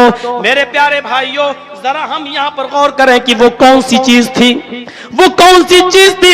यह भी बुखारी के अंदर यह मंजर देखा जा सकता है कि एक लड़की मजबूरी की मारी हुई, आजमाइशों में मुब्तला, शौहर बीमार पड़ा है, बच्चों के दाने दाने के मोहताज, अपने चचेरे भाई के पास आती है और कहती है, क्या है मेरे चचेरे भाई, दुखों की मारी हुई तेरी बहन तेरे पास आई है, मजबूरी की मारी हुई तेरी बहन तेरे पास आई है, तुम्हारे बहनोई की तबीयत खराब है, बिस्तर पर लेटे हुए हैं, तुम जानते हो, फिर तुम मेरी मदद क्यों नहीं करते हो? थोड़ी सी मेरी मदद कर दो ताकि तुम्हारे भांजे कुछ खा ले, तुम्हारे बहनोई के लिए मैं कुछ ला सकूं। और आज वो चचेरा भाई अपने दिल के फफोले जो सीने में चल रहे थे वो निकाल कर पेश करता है, अपने दिल का दर्द पेश करता है और कहता है कि तुम मेरी चचेरी बहन हो, सगी बहन नहीं। चचेरी बहन के साथ इस्लाम में रिश्ता जायज है। मैं तुम्हारे लिए सपने देखा करता हूं, ख्वाब देखा करता हूं। मैंने बहुत मर्तबा कोशिश की कि तुमसे अपने प्यार और मोहब्बत का इजहार करूं, लेकिन अपने चचा की जिंदगी में मैं कुछ भी नहीं कर सका। और फिर एक दिन ऐसा आया, मैं तुम्हारे विसाल के लिए तरसता रहा, तुम्हारी मुलाकात के लिए तड़पता रहा। आए मेरी चचा की बेटी, मैंने जो ख्वाब देखे थे वो पूरे नहीं हो सके कि मेरे चचा का इंतकाल हुआ, लेकिन इंतकाल से पहले मेरे चचा ने तेरा हाथ किसी गैर के हाथ में दे दिया, अब तो उसकी बीवी बन गई। बहन कहती है कि मुझे इन तमाम चीजों के बारे में कुछ भी पता नहीं है। अगर ऐसी बात थी तो इस्लामी तरीके से तुम रिश्ते का पैगाम देते, मैं सोचती समझती और अपने वालिदैन से बात करती। लेकिन लड़के ने कहा, उसके चचेरे भाई ने कहा, मैं ये कुछ नहीं जानता, आज तुम मुसीबत में हो, परेशानी में हो, लेकिन मेरी मोहब्बत वही है, दिल में आग लगी हुई है, मैं तुमसे तन्हाई में मिलना चाहता हूं। आज की रात तुम्हें मेरे पास गुजारना पड़ेगी और उसके बाद हम तुम्हें जो तुम कहोगी, जितनी जरूरत तुम्हें होगी, मैं तुम्हारी जरूरत पूरी कर दूंगा।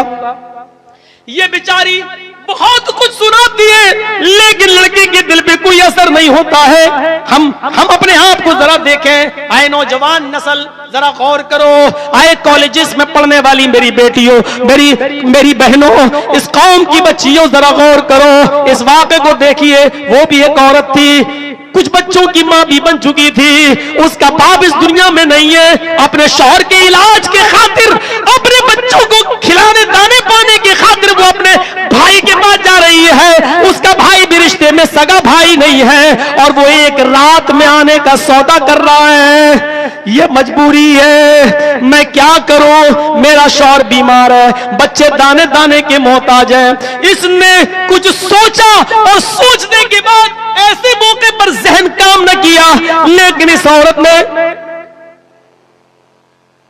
मुस्बत अंदाज में जवाब दे दिया, नेगेटिव नहीं पॉजिटिव जवाब देते हुए फरमाया, ठीक है। उसने कुछ दिरहम इस लड़की को, इस औरत को दे दिए, जाओ अपने शौहर की दवा लो, बच्चों को खिलाओ, रात में जो वादा किया उस वादे के मुताबिक तुम चली आना। शौहर बीमार था, नींद में सोया है, बच्चों को भी गहरी नींद में सुलाती है और जो वादा था उस वादे के मुताबिक ये जा रही है। दरवाजे को दस्तक देती है। ये नौजवान अपने दिल में ख्यालात पाले हुए हैं, माहौल बना हुआ है। आज हम बरसों पुरानी उस मोहब्बत की जिस्म के साथ खेलूंगा। आज हम खेलेंगे। ये वक्त मौऊद पर वहां पहुंचती है, ख्यालात में जो तस्वुरात उसने अपने जहन में बिठा रखे हैं वो बहुत आसानी से नहीं छूटे। बच्चों की मां बन गई, इसके बावजूद भी उसकी मोहब्बत उसके दिल से नहीं निकली। ये उसके करीब आता है, ये कांप रही है, इसके जिस्म के रोंगटे रोंगटे खड़े हैं, थर्रा रही है, चेहरे का रंग फक हो चुका है, सुर्खी आने लगी है। ये कहता है, अरे मैंने तो ऐसे ऐसे सपने देखे हैं, ख्वाब देखे, और तुम इतना डर रही हो। आगे के रास्ते कैसे तय होंगे? इतना डरोगी तो कैसे काम चलेगा?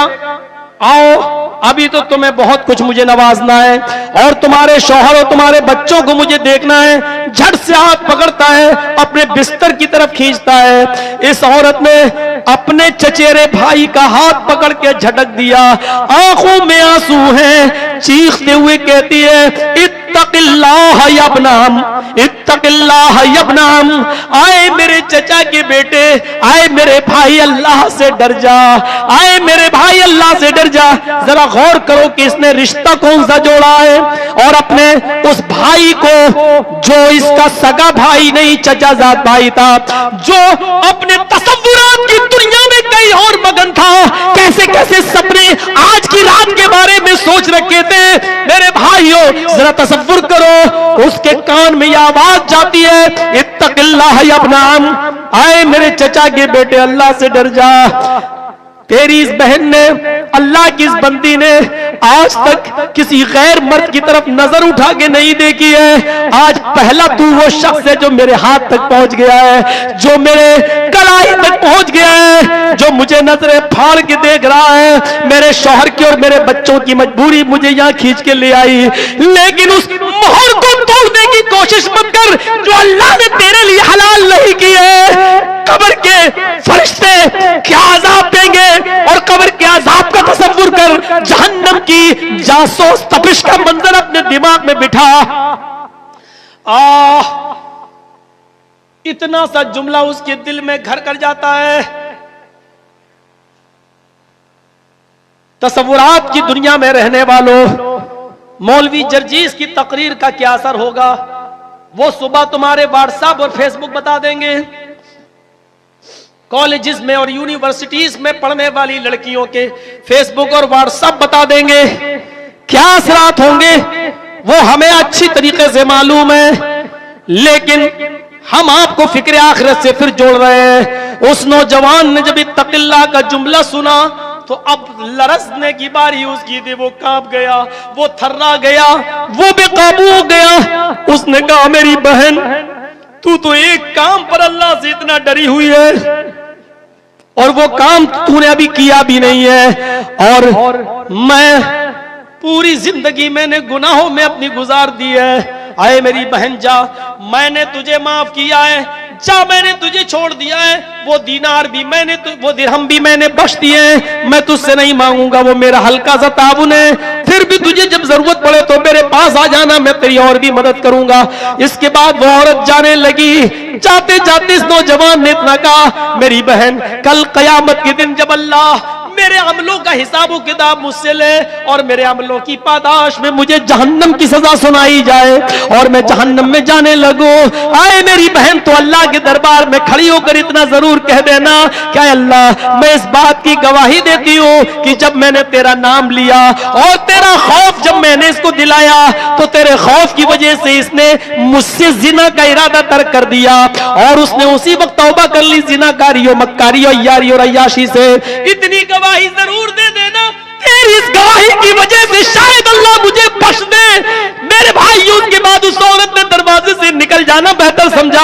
वो निकल जाती है, आंखों में आंसू निकलते हैं, और अपने घर वापस आ जाती है। इंसान को मजबूरियां, इस औरत को तो एक मजबूरी वहां तक लेकर गई। मेरी कौम की बच्चियों, तुम्हारे सामने कौन सी मजबूरियां हैं कि तुम गैर मुस्लिम लड़कों के साथ अफेयर करो? तुम्हारे साथ कौन सी मजबूरियां हैं कि तुम कैंटीन में, उनकी होटलों में उनके साथ बैठकर चाय पियो? मेरी कौम की बच्चियों, इस्लाम को क्यों बालाए ताक रखती हो? वो इस्लाम जिसने तुम्हें इज्जत की चार दीवार पर कायम किया है और इज्जत के मीनारे पर तुम्हें बुलंद किया है, तुम्हारी हैसियत क्या थी वो तुम्हें अच्छी तरीके से मालूम है कि जब तुम 3 साल की हो, 4 साल की हो जाया करती थी तो तुम्हें जमाने जाहिलियत के अंदर 3 और 4 साल का हो जाने के बाद तुम्ही जैसी बच्चियों का बाप नहलाकर धुलाकर तैयार करके तुम्हें मेले के बहाने जंगलों में ले जाया करता था और वो गड्ढा खोदा करता था,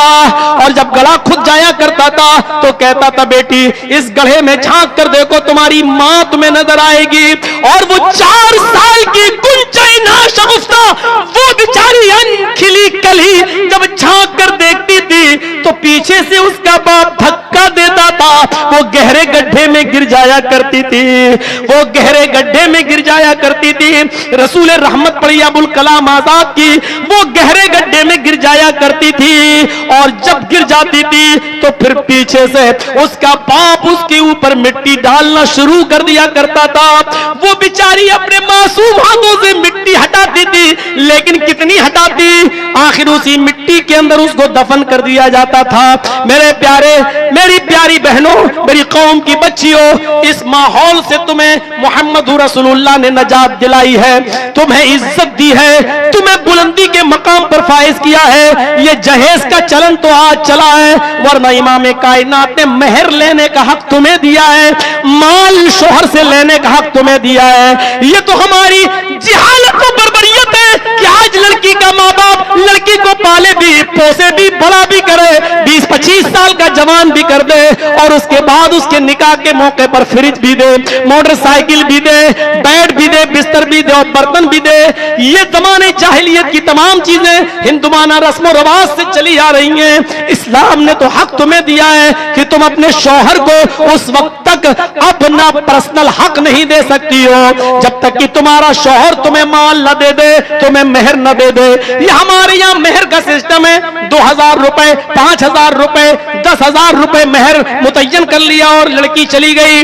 वरना अरब के अंदर लड़कियां शादी के पहले अपने शौहर से कोई मकान मेहर में मांगती हैं, कोठी मांगती हैं और बंगले मांगती हैं। वो ये सोचते हैं कि कल पता नहीं मेरा शौहर कहीं मुझे तलाक न दे दे और फिर मैं मारी जाऊं, फिर मैं कहीं की न रहूं। एक एक मकान, 2-2 मकान, कोठी, महल उनको मेहर में वो देते हैं अरब के लोग, तब जाकर ये निकाह होता है। इस्लाम ने लड़की वालों को हक दिया है, लड़की को हक दिया है कि माल उसको दिया जाए। लड़के को ये जिम्मेदारी सौंपी है कि बगैर माल दिए हुए तुम्हारी बीवी तुम्हारे ऊपर हलाल नहीं, बगैर मेहर के तुम्हारे ऊपर हलाल नहीं। माल जो लड़कों का हक था वो दे बीवी को, लेकिन आज लड़कियां इतने जुल्मों सितम की शिकार हो गई हैं कि आज उन्हीं को उल्टा उनके माँ बाप को जहेज भी देना पड़ रहा है, माल भी देना पड़ रहा है और मेहर इस्तिताअत होने के बावजूद भी 2000, 5000, 50,000 और 1 लाख का इस्तिताअत होने के बावजूद भी आज उतना मेहर नहीं दिया जा रहा है। मेरी कौम की बच्चियों,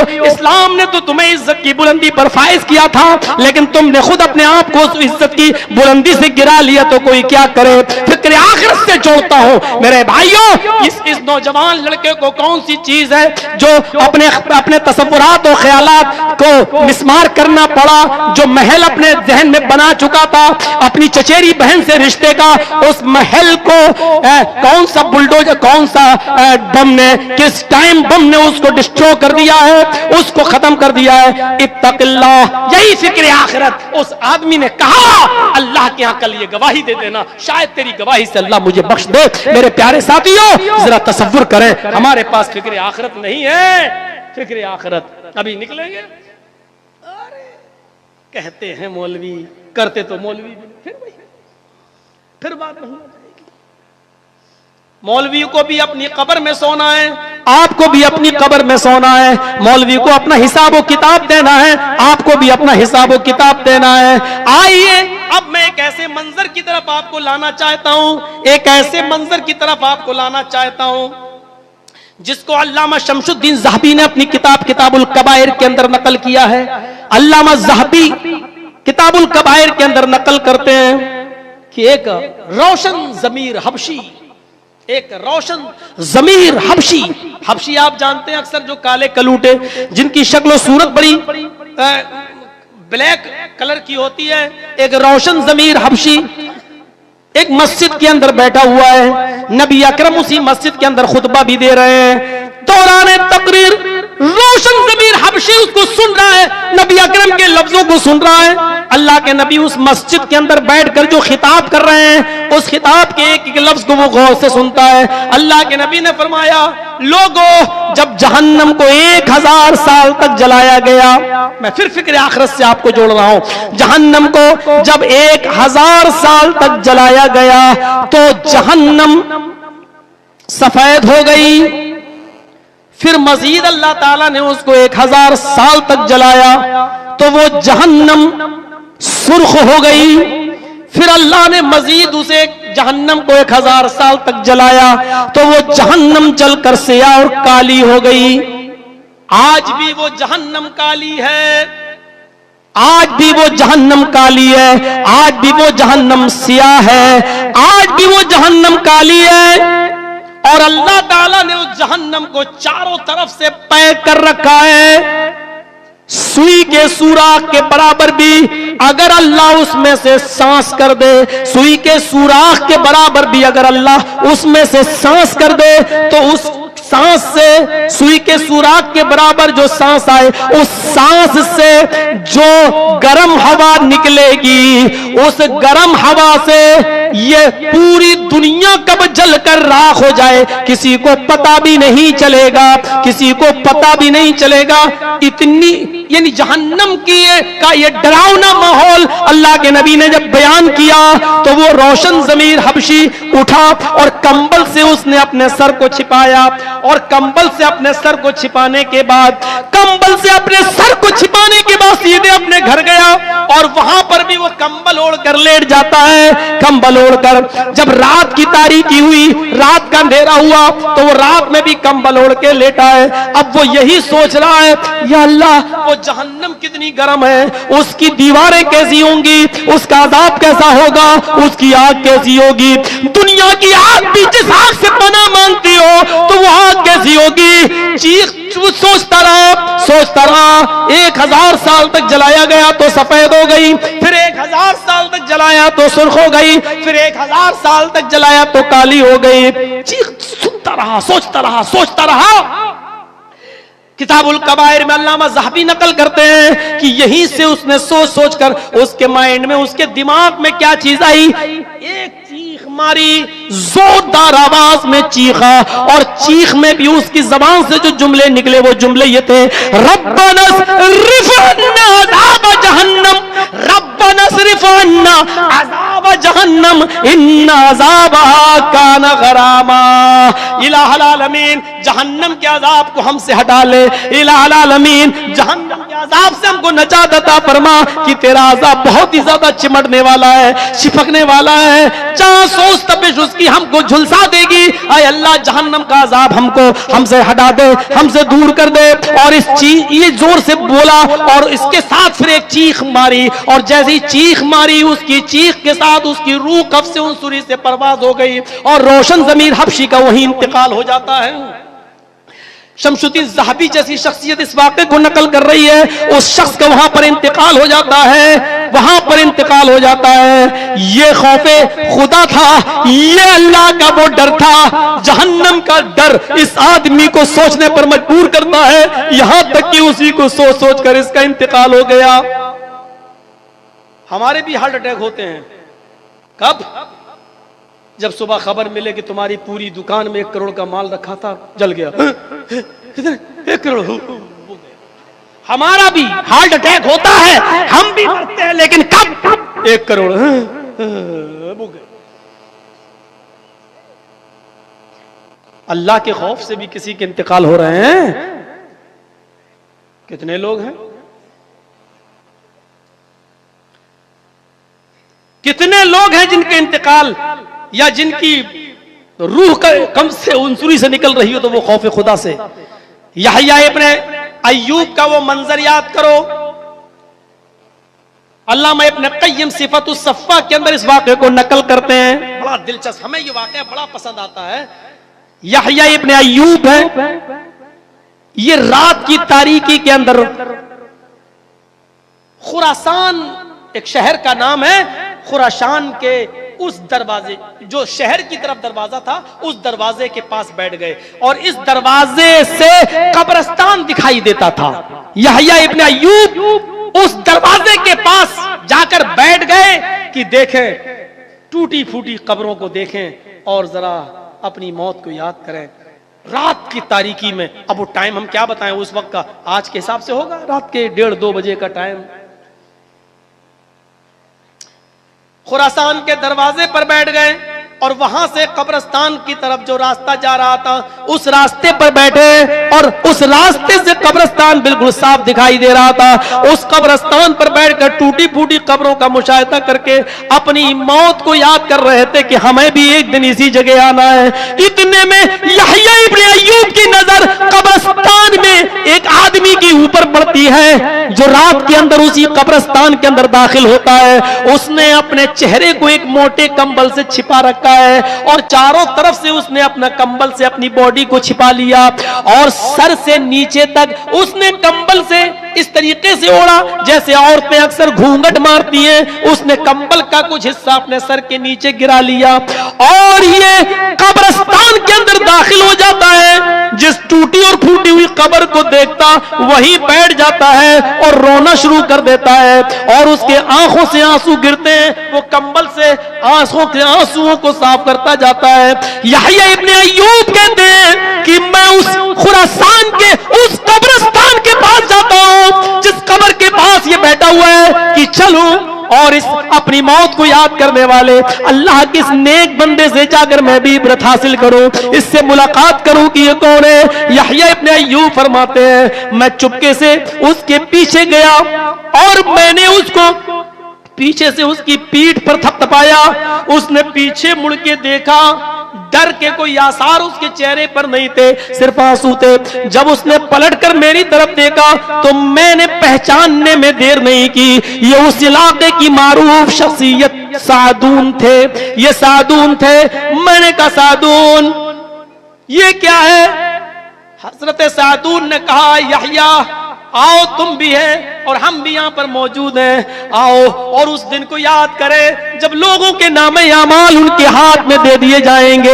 एक एक बुराई और एक एक नेकी उसके अंदर दर्ज होगी कबल इसके कि हमारे आमाल नामे हमारे हाथ में दिए जाएं और हमें खोलना पड़े। उससे पहले हम अपने गुनाहों की स्याही को धुल लें और इस जगह पर बैठकर अपनी मौत को याद कर लें। इन टूटी और फूटी हुई हड्डियों को देख कर याद करें ये हमसे अच्छे कपड़े पहना करते थे, ये हमसे अच्छी ग़िज़ा खाया करते थे, ये हमसे अच्छा सोचा करते थे, लेकिन आज इनकी हड्डियों के साथ इनके जिस्म के साथ ये क्या मामलात आए हैं।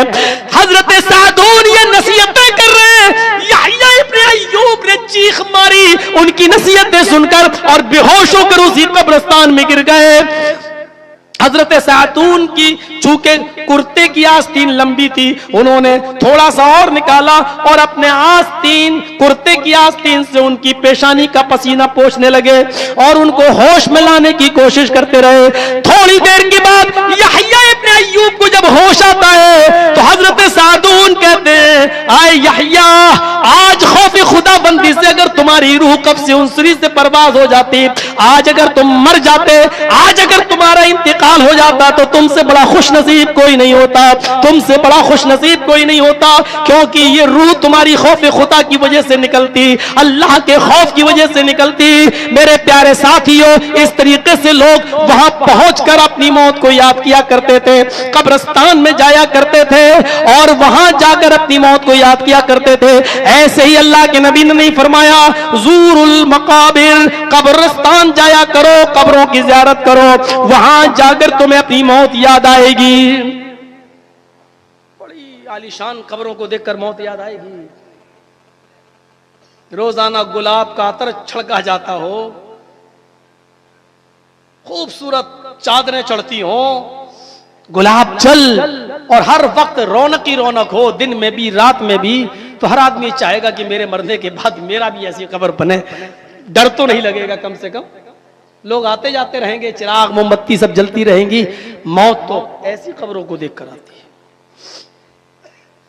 जरा तसव्वुर करिए आपका कब्रिस्तान कहां है, हमें नहीं मालूम, लेकिन आप अपने जहन को जरा उस कब्रिस्तान में ले जाइए। किसी के बाप उसी कब्र में दफन है, किसी की मां उसी कब्र में दफन है, किसी के बाप उसी कब्र में किसी की मां है।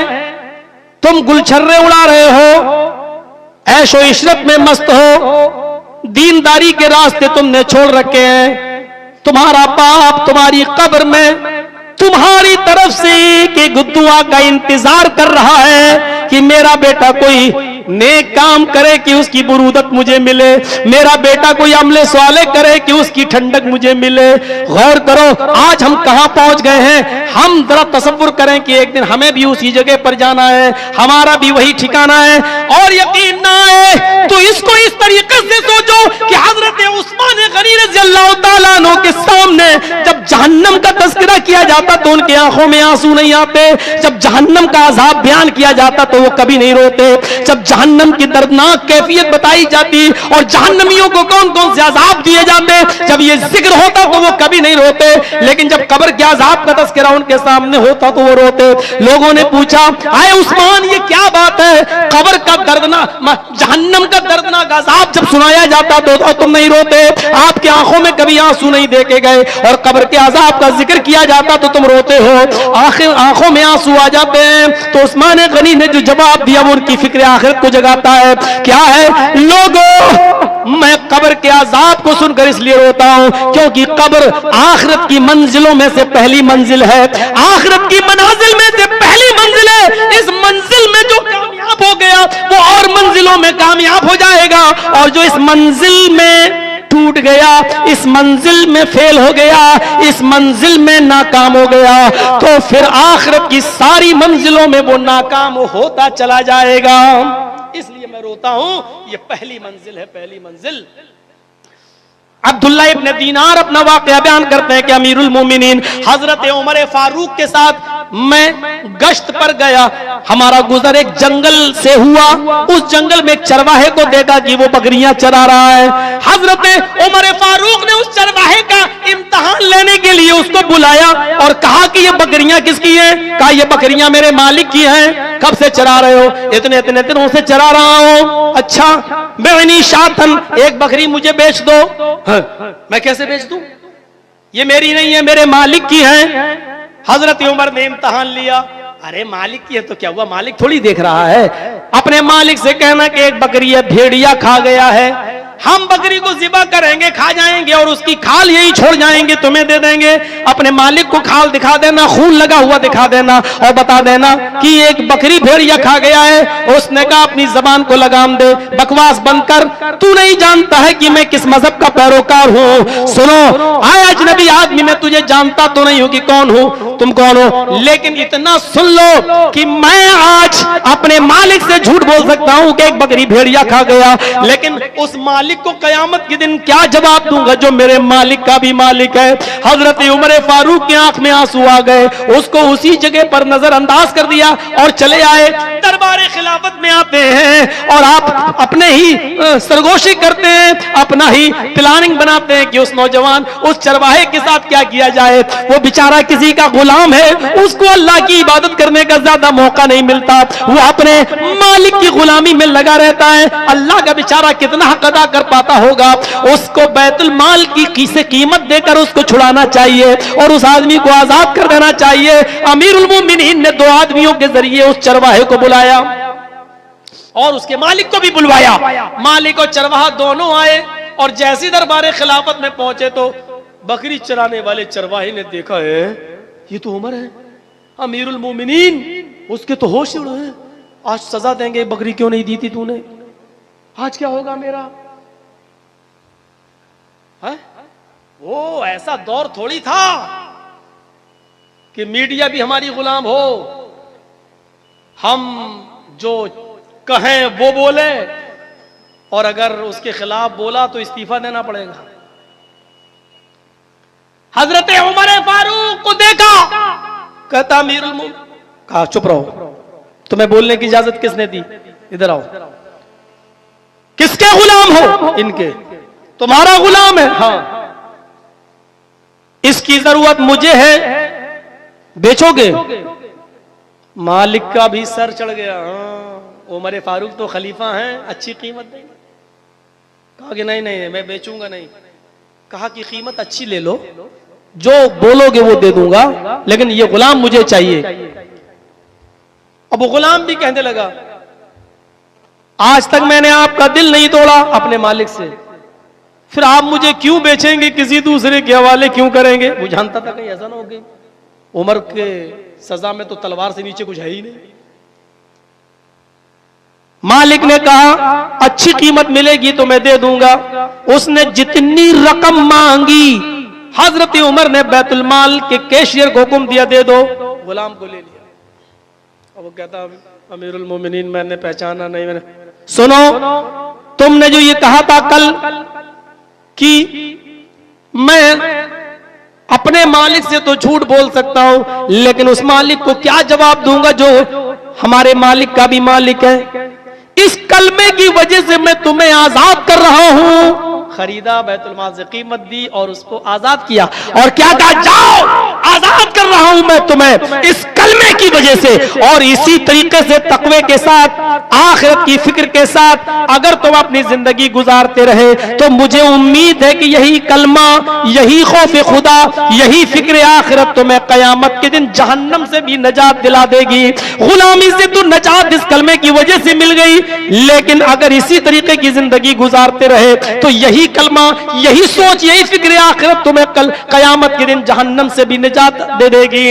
इस जगह पर हम अपने आप को सोचें और अपने आप को लाएं और देखें कि हम और आप कहां खड़े हैं। हर मुसलमान को सोचना चाहिए।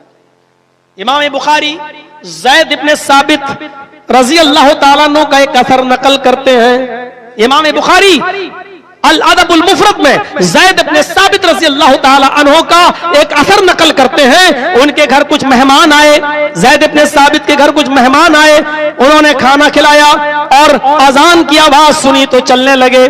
अजान की आवाज सुनी तो मस्जिद की तरफ जाने लगे, उनके मेहमान भी उनके साथ जाने लगे। हजरत ज़ैद इब्न साबित छोटे छोटे कदम बढ़ाते हैं, छोटे छोटे कदम, मस्जिद में जा रहे हैं तो छोटे छोटे कदम रखते हैं, छोटे छोटे कदम रखते जा रहे हैं। मेहमानों ने पूछा, अरे थोड़ा सा तेज चलिए, छोटे छोटे कदम ऐसे ऐसे। आप क्या कहेंगे, मौलवी जर्जी अगर ऐसे चले बीमार हो क्या मौलाना, क्या हुआ, खाना ना नहीं मिला क्या?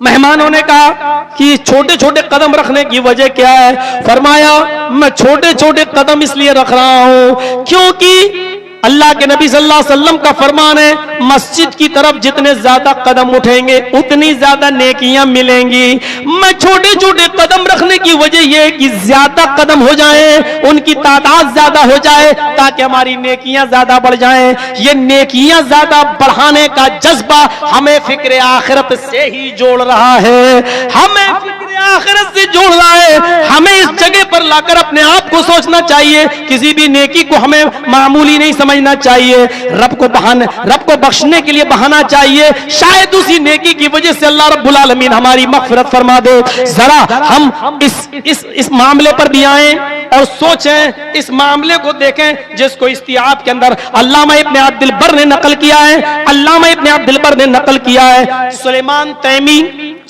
तैमी एक ताबई गुजरे हैं, सुलेमान तैमी एक ताबई गुजरे हैं। इनके इंतकाल का जब वक्त आया तो रो रहे थे, काफी रोए, लोग बैठ गए, रोना बंद ही नहीं कर रहे हैं, क्या बात है?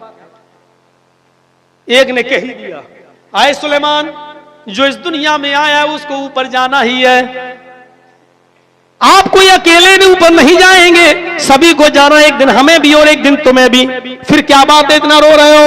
सुलेमान तैमी का जवाब सुनो, मैं इसलिए नहीं रो रहा हूं, सुनो, और अहले हदीस हो तो और ज्यादा सुनो।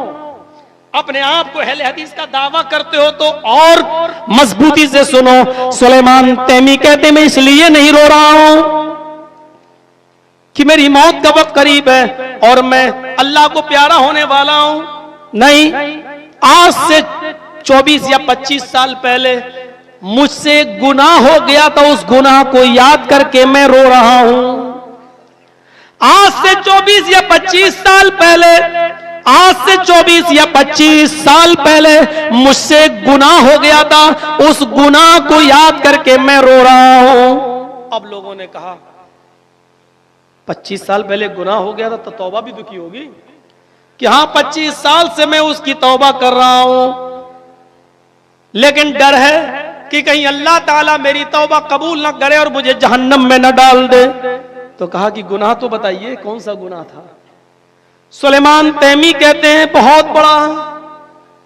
अरे शिर्क थोड़ी किया है, और शिर्क भी किया था तो शिर्क तो सबसे बड़ा गुनाह होता, तुम उसकी भी तौबा कर रहे हो और माफी मांग रहे हो, तो फिर शिर्क, जब शिर्क माफ हो सकता है तौबा तो फिर कहा नहीं, मुझे उम्मीद नहीं, अल्लाह की जात से उम्मीद तो है, लेकिन डर है कि कहीं अल्लाह ऐसा ना हो कि मुझे माफ ना करे। अब झुंझला के कहा रे गुनाह तो बताओ क्या है। कहा मैंने 25 साल पहले एक बिदाती को सलाम कर लिया था। क्या गुनाह क्या बताया? जर्जी साहब ये क्या कह रहे हैं? कहा मैंने 25 साल पहले एक बिदाती को सलाम कर लिया था। अब बिदाती की तारीफ नहीं करूंगा भाई, वो हम और आप सब सोच ले बिदाती किसे कहते हैं। मैंने एक बिदाती से सलाम कर लिया था और नबी अकरम सल्लल्लाहु अलैहि वसल्लम ने बिदाती को सलाम करना मना बताया है, मना किया है, बिदाती को अपने घर में ठहराना हराम करार दिया है और बिदाती से ताल्लुकात रखने पर लानत फरमाई है। मुझे डर है कि कहीं अल्लाह मुझे इस गुनाह की पादाश में जहन्नम में न डाल दे। सलाम कर लिया तो 25 साल से रो रहे हैं। जिन्होंने अपनी लड़कियां बिदअतियों को दी हैं, वो जिन्होंने बिदअतियों को अपने घर का दामाद बनाया है, वो जो बिदअतियों के साथ रोजाना लेन देन और मामलात और ताल्लुकात कायम करते हैं, वो उस चीज की तवक्को छोड़ दीजिए मौलाना साहब बिदअती की तारीफ करेंगे, नहीं। और फारूक अब्दुल्ला साहब जब स्टेशन से लेके आए तो मुझे गाड़ी ही में डरा दिया। बोली साहब आपके नाम पे परमिशन लेना बड़ा मुश्किल हो जाता है, जब तक तकरीर आपकी खत्म ना हो जाए तो प्रशासन की नाक में उंगली रखी रहती। ये क्या हुआ? तो थोड़ा सा बस दे तो दी है परमिशन, लेकिन यही कहा भाई देखो संभाल लेना भाई। वो आ रहे हैं। पूरे हिंदुस्तान की आईबी अलर्ट है, सीबीआई अलर्ट है। व्यक्तिगत तौर पर किसी के भी खिलाफ बोला जा सकता है, यह जमहूरियत है, लेकिन हां हमारे मुल्क के खिलाफ नहीं, देश के खिलाफ नहीं। और मुल्क और देश के खिलाफ क्यों कोई बोलेगा? तुमसे कम खून बहाया है इस देश की आजादी में हमने, तुमसे कम कुर्बानियां दी हैं। जितना तुम्हारा है, काबे के रब की कसम खा के कहता हूं 1% उससे कम मेरा नहीं है। जितना तुम्हारा है उतना ही हमारा भी है। और खुल के सुनना हो तो वो राहत इंदौरी का कौन सा शेर है वो सुन लीजिएगा। किसी के बाप का हिंदुस्तान थोड़ी है, वो पूरा सुन लीजिएगा। नहीं, मुझे तो शेर शायरी पसंद ही नहीं आती है, और 2-4 शेर कभी कभी पढ़ना भी चाहता हूं तो उल्टा हो जाता है, वो बैठता ही नहीं मेरे दिमाग में। कभी नहीं पढ़ पाया शेर शायरी, दिमाग में ही नहीं बैठती है। पता नहीं अल्लाह ताला ने मुझे क्यों इस चीज से दूर रखा है, लेकिन सुनता हूं कुछ मिले तो मेरे भाइयों जरा सुनो। ये क्या चीज थी? ये कौन सा जज्बा था? ज़ैद इब्ने साबित के छोटे छोटे कदम और हमारी सोच, हमारी फिक्र। सुलेमान तैमी का मामला देख लीजिए। हम सोच एक गुना, और अगर देखा जाए तो इतना बड़ा गुना नहीं, लेकिन क्या करें, बिदाती से मैंने सलाम कर लिया था, बिदाती से।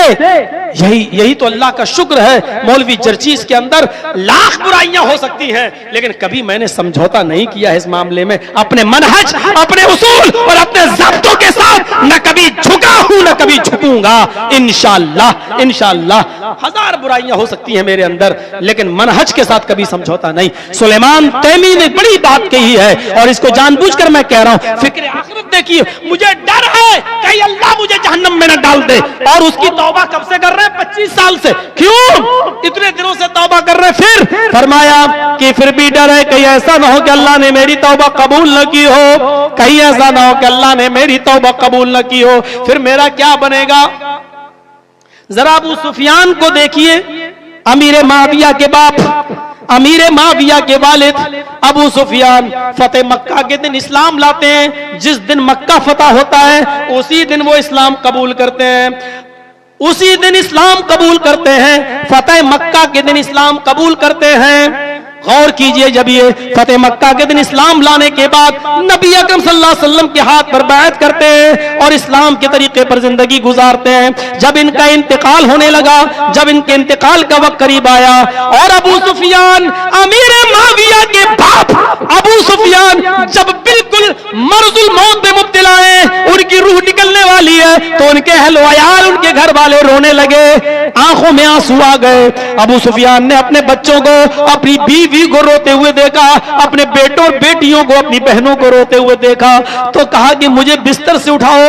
उनको उठाया गया, अपने बेटे और बेटियों को अपने करीब किया और अपनी बहन को अपने करीब किया, अपने भाइयों को अपने करीब किया और फरमाया तुम रोते क्यों हो? तुम रो नहीं, तुम्हारा बाप अपने बच्चों से कहा, तुम्हारा बाप इस थर्ड क्लास की जिंदगी से फर्स्ट क्लास की तरफ जा रहा है, ये तीसरे दर्जे की जिंदगी से पहले दर्जे की जिंदगी की तरफ जा रहा है, थर्ड क्लास से फर्स्ट क्लास की ओर जा रहा है। और ये मेरा दाहिना हाथ देखो।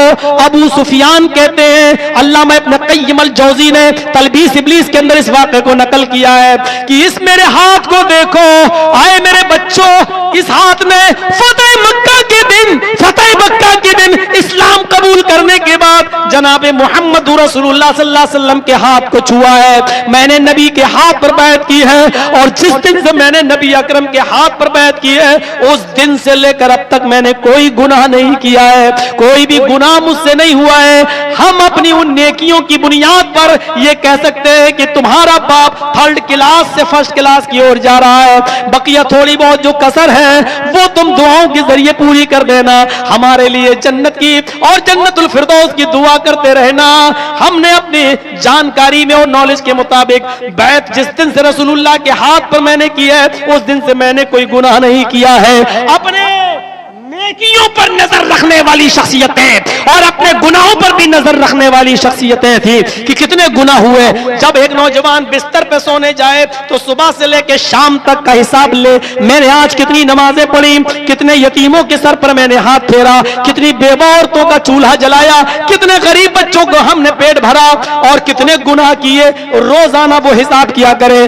और अब्दुल्ला इब्ने उमर की तरह कि अल्लाह के नबी ने कहा था कुन फिद दुनिया कान्नका गरीबुन औ आबिरु सबील, आए अब्दुल्ला दुनिया में इस तरह रहो जैसे कोई मुसाफिर रहता है, कोई अजनबी रहता है। इज़ा अस्बहत फला तंतज़िरिल मसा, जब सुबह हो जाया करे तो शाम का इंतजार न किया करो और जब शाम हो जाया करे तो सुबह का इंतजार मत किया करो। पता नहीं सुबह या शाम में तुम मुर्दों में लिख के जाओ या जिंदों में लिख के जाओ। मेरे भाइयों, ये सारी चीजें हमें फिक्र आखिरत से जोड़ रही हैं, फिक्र आखिरत से जोड़ रही हैं। नबी अकरम सल्लल्लाहु अलैहि वसल्लम की जिंदगी लोगों को फिक्र आखिरत से जोड़ती रही। कभी आपने फरमाया तुदन शम्सु यौमल क़यामत का मिक़दार मील, कयामत के दिन ये सूरज 1 मील के फासले पर होगा, 1 मील के फासले पर होगा।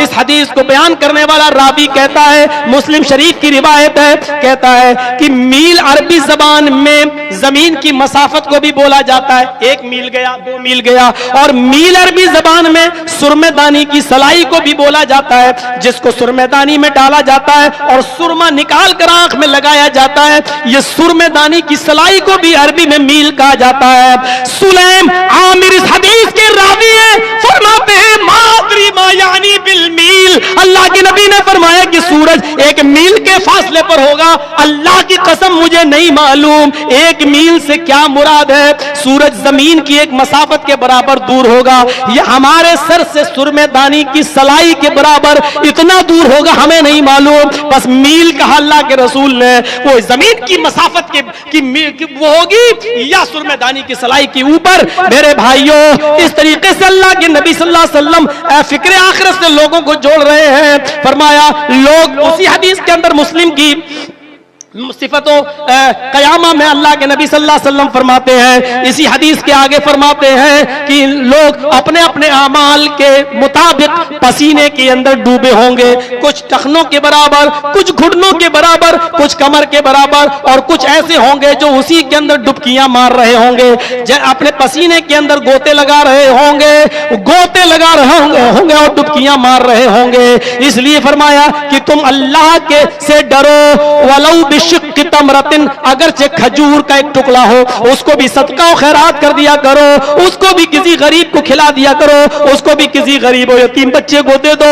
अपने आप को जहन्नम से बचाओ, वत्तकुन, अपने आप को जहन्नम से बचाओ।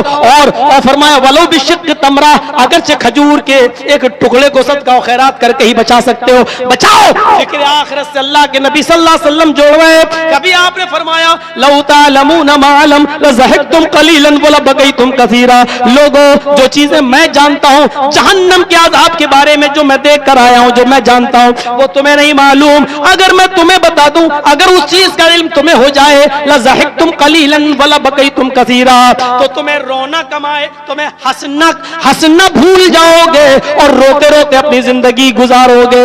लज़हकतुम कलीलन, हंसोगे कम, वला बकई तुम कसीरा, और रोगे ज्यादा। तिरमिज़ी अब्वाब ज़ुहद के अल्फाज तो ये हैं, वमा तलज़्ज़ज़्तुम बिन्निसा, तुम औरतों से लज्जत हासिल करना भी छोड़ दोगे, अपनी बीवियों को तर्क कर दोगे। वला खरजतुम इला सुअदात, और बियाबान जंगलों में चले जाओगे, बियाबान जंगलों का रुख इख्तियार कर लोगे। तजरून इलल्लाह, अल्लाह अल्लाह कह कर वहां अपनी जिंदगी गुजार लोगे। यानी दुनिया में सबसे ज्यादा लज्जत तुम अपनी बीवियों से हासिल करते हो। अगर अज़ाबे इलाही के नमूने अगर मैं तुम्हें बता दूं और वो चीजें तुम जान जाओ जो मैं जानता हूं, तो तुम अपनी बीवियों को तर्क कर बैठोगे, शादियां छोड़ दोगे, जंगलों में चले जाओगे, हंसना भूल जाओगे और रोते रोते अपनी जिंदगी खत्म कर लोगे। अल्लाह अल्लाह कहकर जंगलों में पत्ते चबा चबा कर अपनी जिंदगियां खत्म कर लोगे। यानी तुम अपनी बीवी के करीब नहीं जाओगे, लज्जत हासिल नहीं करोगे। इस तरीके से जनाब मोहम्मद रसूलुल्लाह सल्लल्लाहु अलैहि वसल्लम लोगों को फिक्र आखिरत से जोड़ रहे हैं। हजरत आयशा सिद्दीका है, नबी अकरम बैठे हुए हैं, आप फरमाते हैं युहशरुन्नासु यौमल क़यामति हुफ़ातन औरातन गुरला। आयशा, कयामत का दिन होगा, लोग अपनी कब्रों से नंगे पैर उठेंगे, नंगे जिस्म उठेंगे, गुरला गैर मख्तून उठेंगे, किसी का खतना नहीं। जैसे बच्चा मां के पेट से बगैर खतने के पैदा होता है, ऐसी लोग कब्रों से बगैर खतने के उठेंगे, अपने इसी हाल में उठेंगे। हजरत आयशा सिद्दीका फरमाती हैं अर्रिजालु वन्निसाउ जमिया, क्या मर्द भी औरतें भी? अल्लाह के नबी ने फरमाया हाँ आयशा, मर्द भी औरतें भी मैदान महशर में सब बरहना होंगे, सब नंगे होंगे, बगैर खतने के होंगे, उनके जिस्मों पर कोई कपड़ा नहीं होगा। हजरत आयशा सवाल करती हैं आका, अल्लाह के नबी, आए इमाम कायनात, ओ मेरे सरताज, यंजुरून बाज़ुहुम इला बाज़, क्या यंजुर बाज़ुहुम इला बाज़, क्या एक दूसरे को देखेगा? क्या मर्द औरतों को देखेंगे, औरतें मर्दों को देखेंगी? अल्लाह के नबी फरमाते हाँ आयशा, मर्दों की नजरें औरतों पर भी पड़ेंगी, औरतों की नजरें मर्दों पर भी पड़ेंगी। हजरत आयशा कहती है अल्लाह के नबी, तब तो औरतें मारे शर्म के मर जाएंगी, तब तो औरतें मारे शर्म के मर जाएंगी। जब मर्द उनकी तरफ नजरें उठा के देखेंगे, अल्लाह के नबी ने ये कहकर हज़रत आयशा को तसल्ली दी, आयशा मामला इतना सख्त होगा, कोई किसी की तरफ शहवत की नजर डालने की सोचेगा भी नहीं, सबको अपनी अपनी पड़ी होगी। अज़ाब जहन्नम से बचने के लिए, जहन्नम से बचने के लिए और जन्नत में जाने के लिए कोई किसी की तरफ शहवत की नजर डालेगा ही नहीं, सबको अपनी अपनी पड़ी होगी। यौम यफिर्रुल मरउ मिन अखीहि व उम्मिहि व अबीहि व साहिबतिही व बनीहि, उस दिन इंसान अपने भाई से भागेगा। यौम यफिर्रुल मरउ मिन अखीहि व उम्मिहि, बेटा अपनी मां से भागेगा, व अबीहि, बेटा अपने बाप से भागेगा, व साहिबतिही, शौहर अपनी बीवी से भागेगा। अजीब हालत होगी, हर एक की अजीब कंडीशन होगी, कोई किसी का पुरसाने हाल नहीं होगा। शौहर की नेकियां तोली जाएंगी तो बीवी छिप जाएगी, कहीं मुझसे मेरा शौहर नेकी ना मांग बैठे। बीवी की नेकियां तोली जाएंगी तो शौहर छिप जाएगा, कहीं मुझसे मेरी बीवी नेकी का सवाल न कर बैठे। भाई की नेकी तोली जाएगी तो दूसरा भाई छिप जाएगा कि मेरा ये भाई मुझसे नेकी ना मांग बैठे। बहन की नेकियां तोली जाएंगी तो भाई छिप जाएगा, मेरी बहन मुझसे नेकी का सवाल न कर बैठे। भाई की नेकियां तोली जाएंगी तो बहन छिप जाएगी, कहीं मेरा भाई मुझसे नेकी का सवाल न कर बैठे। एक एक इंसान को अपनी अपनी पड़ी होगी। ये फिक्र आखिरत है। खुद जनाब मोहम्मद रसूलुल्लाह फिक्र आखिरत से इतने मरूब हो चुके थे, इतने मरूब हो चुके थे कि वक्त कबल अज वक्त आपके चेहरे पर बुढ़ापा आ गया, चेहरे की ये झुर्रियां आ गई, खाल सिकुड़ने लगी, बालों में सफेदी आ गई। सहाबा अर्ज कर रहे हैं, अय अल्लाह के नबी क्या बात है, आपके ऊपर कबल अज़ वक्त बुढ़ापा कैसे? आपकी उम्र तो इतनी नहीं हुई कि आपके बालों में सफेदी आ जाए, आपकी उम्र तो इतनी नहीं हुई कि आपके चेहरे पे झुर्रियां आ जाए। लोगों ने आज खून का टेस्ट करके और टेंशन इलाज बताया है, ये बालों के सफेद होने का नजला या टेंशन, ये जितना ज्यादा होगा उतने जल्दी बाल। ये मोहम्मद रसूलुल्लाह ने ये मेडिकल साइंस 1400 साल पहले बताई है। फरमाया कि हाँ, मेरी उम्र इतनी नहीं कि कबल अज़ वक्त से पहले मेरे बाल सफेद हो जाएं, मेरे चेहरे पे झुर्रियां आ जाएं, लेकिन सूरह क़यामा ने, सूरह दहर ने, सूरह मुल्क ने, सूरह हाक़ा ने मुझे बूढ़ा कर दिया। कुरान की इन सूरतों ने मुझे बूढ़ा कर दिया। इन सूरतों में क़यामत का जो मंजर पेश किया है, इन मंजर के टेंशन ने, इसकी फिक्र ने और फिक्र आखिरत ने मुझे बूढ़ा कर दिया। मैं सोऊं तो कैसे सोऊं, आराम की नींद बिस्तर पे जाऊं तो कैसे सो जाऊं, और कैसे मुझे नींद आ जाए कि जहन्नम के अजाब का खटका है और जहन्नम की जासूस तपिश है। इन सूरतों ने मुझे बूढ़ा कर दिया। इन सूरतों ने, मेरे प्यारे साथियों, ये फिक्र आखिरत थी जो जनाब मोहम्मद रसूलुल्लाह सल्लल्लाहु अलैहि वसल्लम लोगों के दरमियान पैदा कर रहे हैं। 2 घंटे की स्पीच काफी है। 6 घंटा लेट आई है गाड़ी। जो गाड़ी 12 बजे आना थी इटावा में, वो सुबह 5 बजे वहां 5 बजे पहुंची। यहाँ आते आते 6 घंटे हो गई। कल की रात गई, आज की गई, तकरीर खत्म करके फिर बनारस भागना है। बनारस से उल्टा जहाज है मेरा, पहले दिल्ली और दिल्ली से फिर बागडोरा। समझ सकते हैं ना, 4 बजे पहुंचेंगे तो कल का भी दिन जाएगा, कल की रात भी जाएगी। तो अल्लाह खुद कहता है कि हमने किसी पर इतना बोझ नहीं डाला कि आप बर्दाश्त न कर सको, आप भी मत डालिए। ये फिक्र आखिरत थी। मेरे भाइयों, मैं कभी आपके इस इलाके में कभी चंदे वंदे की गरज से नहीं आया, लेकिन इस मरतबा एक मस्जिद का मामला मुझे खींच के लाया है, और वो 2 लोग उस मस्जिद के जो मुतवल्ली और जिम्मेदार हैं वो आए हैं मेरे साथ। ये मदरसे के बगल में वो इटावा या मौलाना जर्जीज का कोई बैनर लगा होगा छोटा सा, आप थोड़ा सा ताउन कर दें। बहुत ज़्यादा ज़रूरत हमें नहीं है, सारा